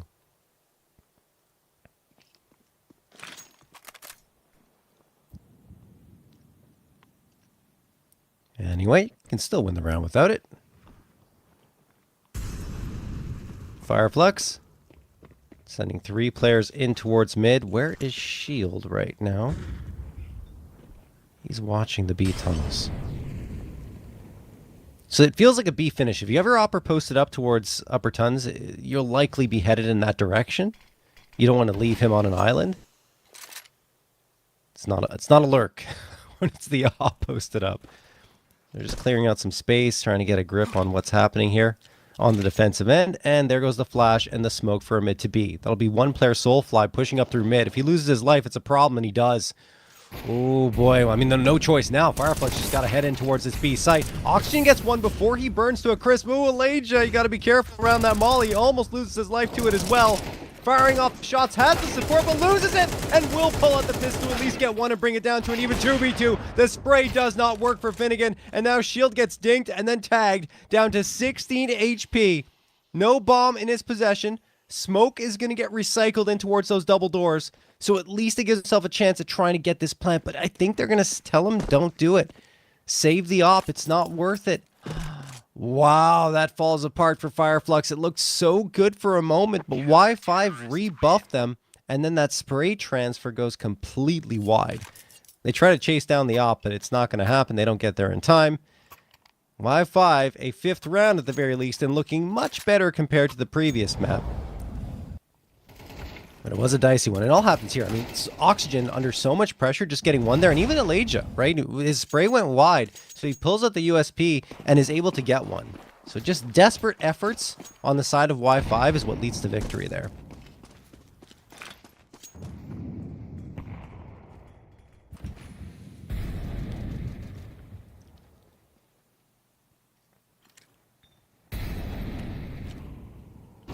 Round number 9 underway. Fireflux still have plenty of money to buy up 4 AKs and the AWP.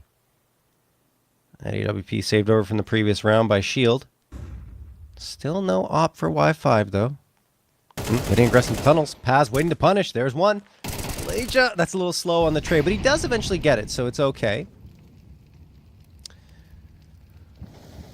Paz gone. They should know a player's upper tons. They're not really watching for it. This is a problem. Yeah, Elijah strikes for a second because no one thought he would push through. Shield does get the trade, and now Finnegan's looking for the hunt. Will find the headshot there. So man advantage game for Fireflux, and they know no one's on B. So this is a free plant and maybe even round.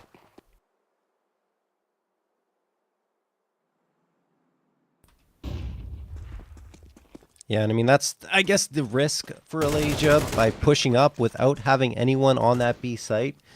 You know, you do get a frag, you get away, but at that point, it would have been better for him. Nice shot from Shield. Singular's gone. But I was going to say, it would have been better for him just to fall back completely towards the B site instead of trying to take another fight. I think he got ahead of himself because already did incredible damage to find those two. And if he goes back to the site, then he keeps the man advantage in his team's favor, makes it at least a little bit harder for Fireflux to punch through. Fortuna. You're hanging around a little too long, buddy. Yep. There he goes. That's a gun you need to save. B is hard to retake under almost all circumstances on Dust 2.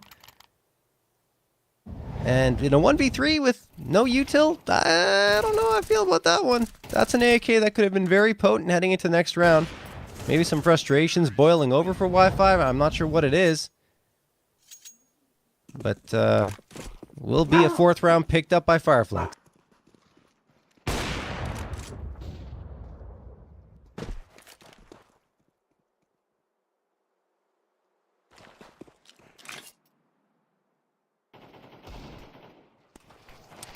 All right, 10th round of play. Incendiary are going to be tossed there towards mid. Y5 onto pistols, and they're getting a little aggressive because of it. There goes Singulier, though. Caught out by Banjo. Not even a wall bang. That just cleaned through the door, through the slit in the doors. And then there's the wall bang for Banjo. 10 and 5, just behind Shield at 11.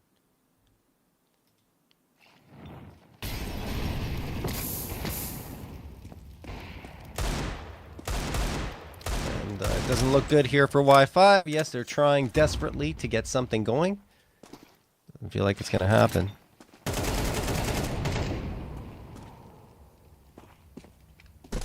Finnegan finds Fortuna. And I just realized something, and I wanted to talk about it in a moment. Maybe now's a good time. Yeah, so earlier I said that Finnegan was the player that was dropped from the squad, which obviously is not the case since he's playing in the server. That's what HLTV had been reporting at the time, and we didn't have any information otherwise. But actually, it was Dougie, the Opper, who was replaced by Shield. And if you're watching Shield play right now, I think you can agree that he's looked very, very good, like an upgrade at this point without any doubts. So maybe that's the right choice for Fireflux. We'll have to wait and see if long-term that is the case. but with that performance on Mirage and now on Dust 2, starting to come back into it once the rifles are out, especially going on CT side, we'll see what he can do, but he's at 11 frags. Rin and Leja, it's not necessarily a bad idea to save the Deagle and armor. It saves you a couple of purchases in that next round. And still full armor for both players. That's what they're going to favor. That being said, it will be a tied scoreline 5-5. Once that bomb ticks away and explodes.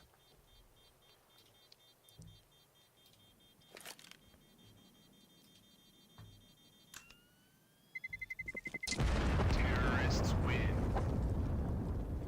So, I mean, to note for Fireflux, right, Soulfly typically is that player at the top of the scoreboard for them over the last 18 maps, and, well, 19 now, but 18 coming into this one. 1.09 rating for him, only followed by Finnegan, who's the only player above 1.0 rating aside from Soulfly at 1.04. Everyone else below the 1 mark, but Shield, the newest addition, is not. Absolutely not. In the maps that he's played with this squad so far, which is 1.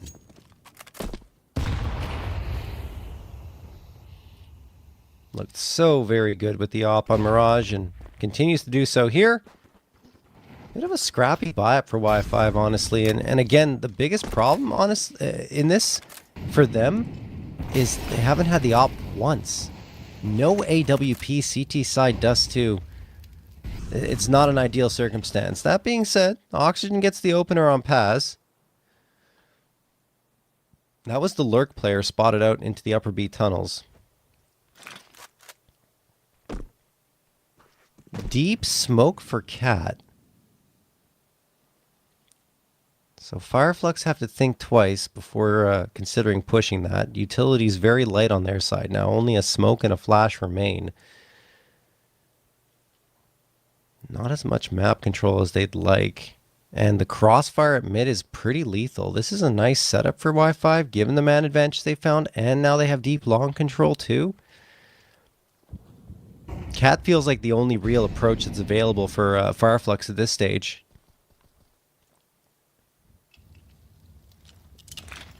"25 seconds left. They have to get a move on. There's that one smoke deployed.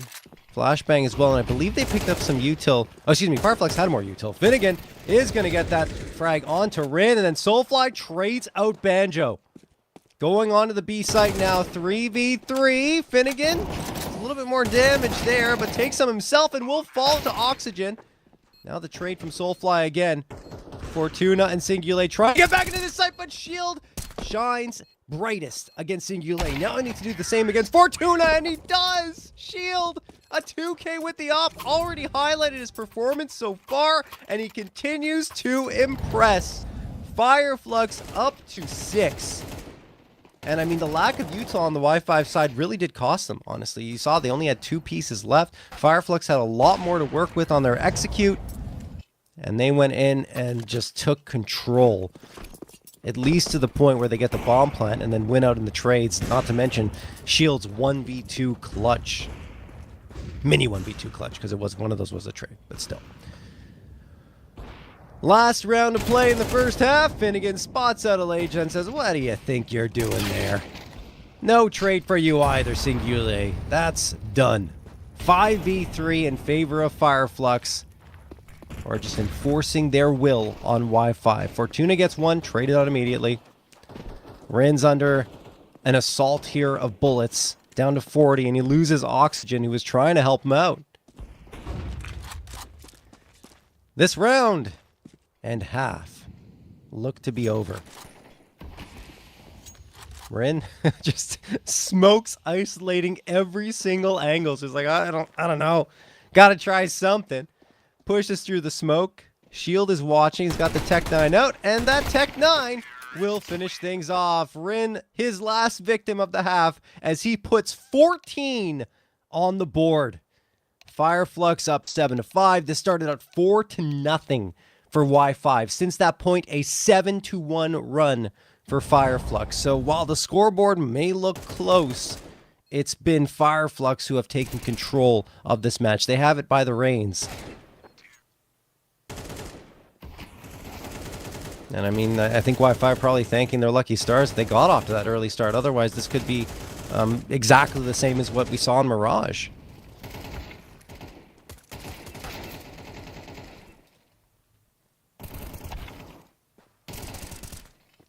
All right, well, waiting for that second half to get started, and you're looking at the replays here. I mean, there were some nice plays that came through on the side of Y5, and you saw the individual F for Fortuna, Rin as well. Singulier had his moments, but the concern that I raised for Singulier is, can he keep doing it outside of those opening 4 rounds? And not really was the case for him. Yes, he got a few frags here and there, but it wasn't that much. I think it was 3 since the first 4 rounds, 3 frags total in the remaining 8. So yeah. Anyway, on to the pistol, and hey, things could change over Y5 to win the pistol. That's not a good start. Singulier gone. Y5 grouped up. Trying to hit this A site from Cat. Soulfly watching with the USP. And we'll hit another headshot. That is clean. This is absolutely clinical from Fireflux. No casualties at all. No damage taken on the opening pistol. And they're up 8-5 now. Goodness me. That has to instill a ton of confidence in them. They already had it off of that first map victory, but here was maybe a little shakier than they'd like in the opening moments. That could stabilize things to a point where Y5 may not have a path to recovery. I know I'm saying that 8-5, you're like, JRT, what are you talking about? Why are you saying 8-5 isn't a path to recovery? Well, it's just because it's an 8-1 run for Fireflux now. And they looked so good mechanically on Mirage, and they continue to do so here. As soon as the rifles come out, and they already get that opportunity to get the rifles out, as I'm talking, they're just wiping Y5 off the board again. Singulier trying to take a fight with the Deagle. He's surrounded, so likely dead unless he hits a couple of rippers. And there's one. Okay. Maybe another. What can you do, Singulier?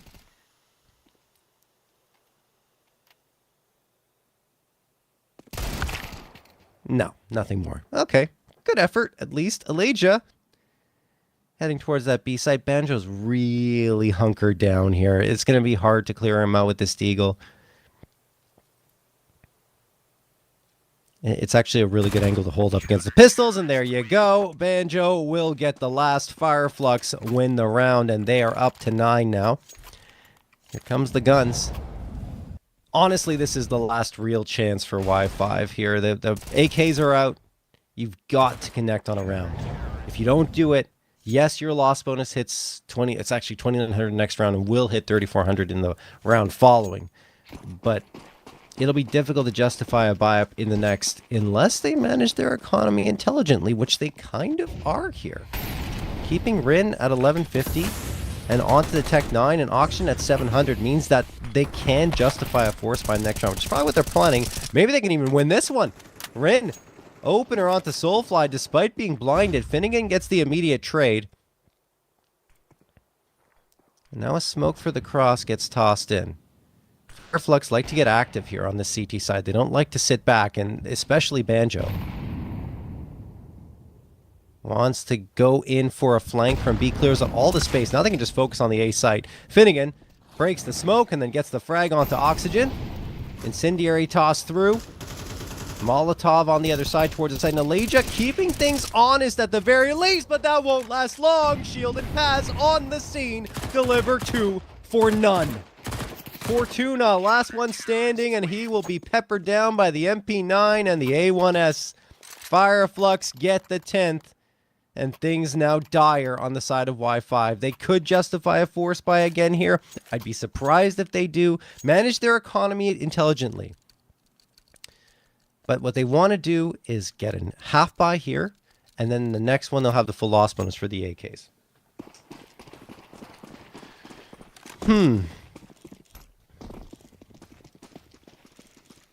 Can't forget that some of the success they found on their T-side Mirage, or, well, some of the only success, was with the Tech 9s out. This time, Soulfly's right there to catch Rin, trying to push ahead of that flashbang.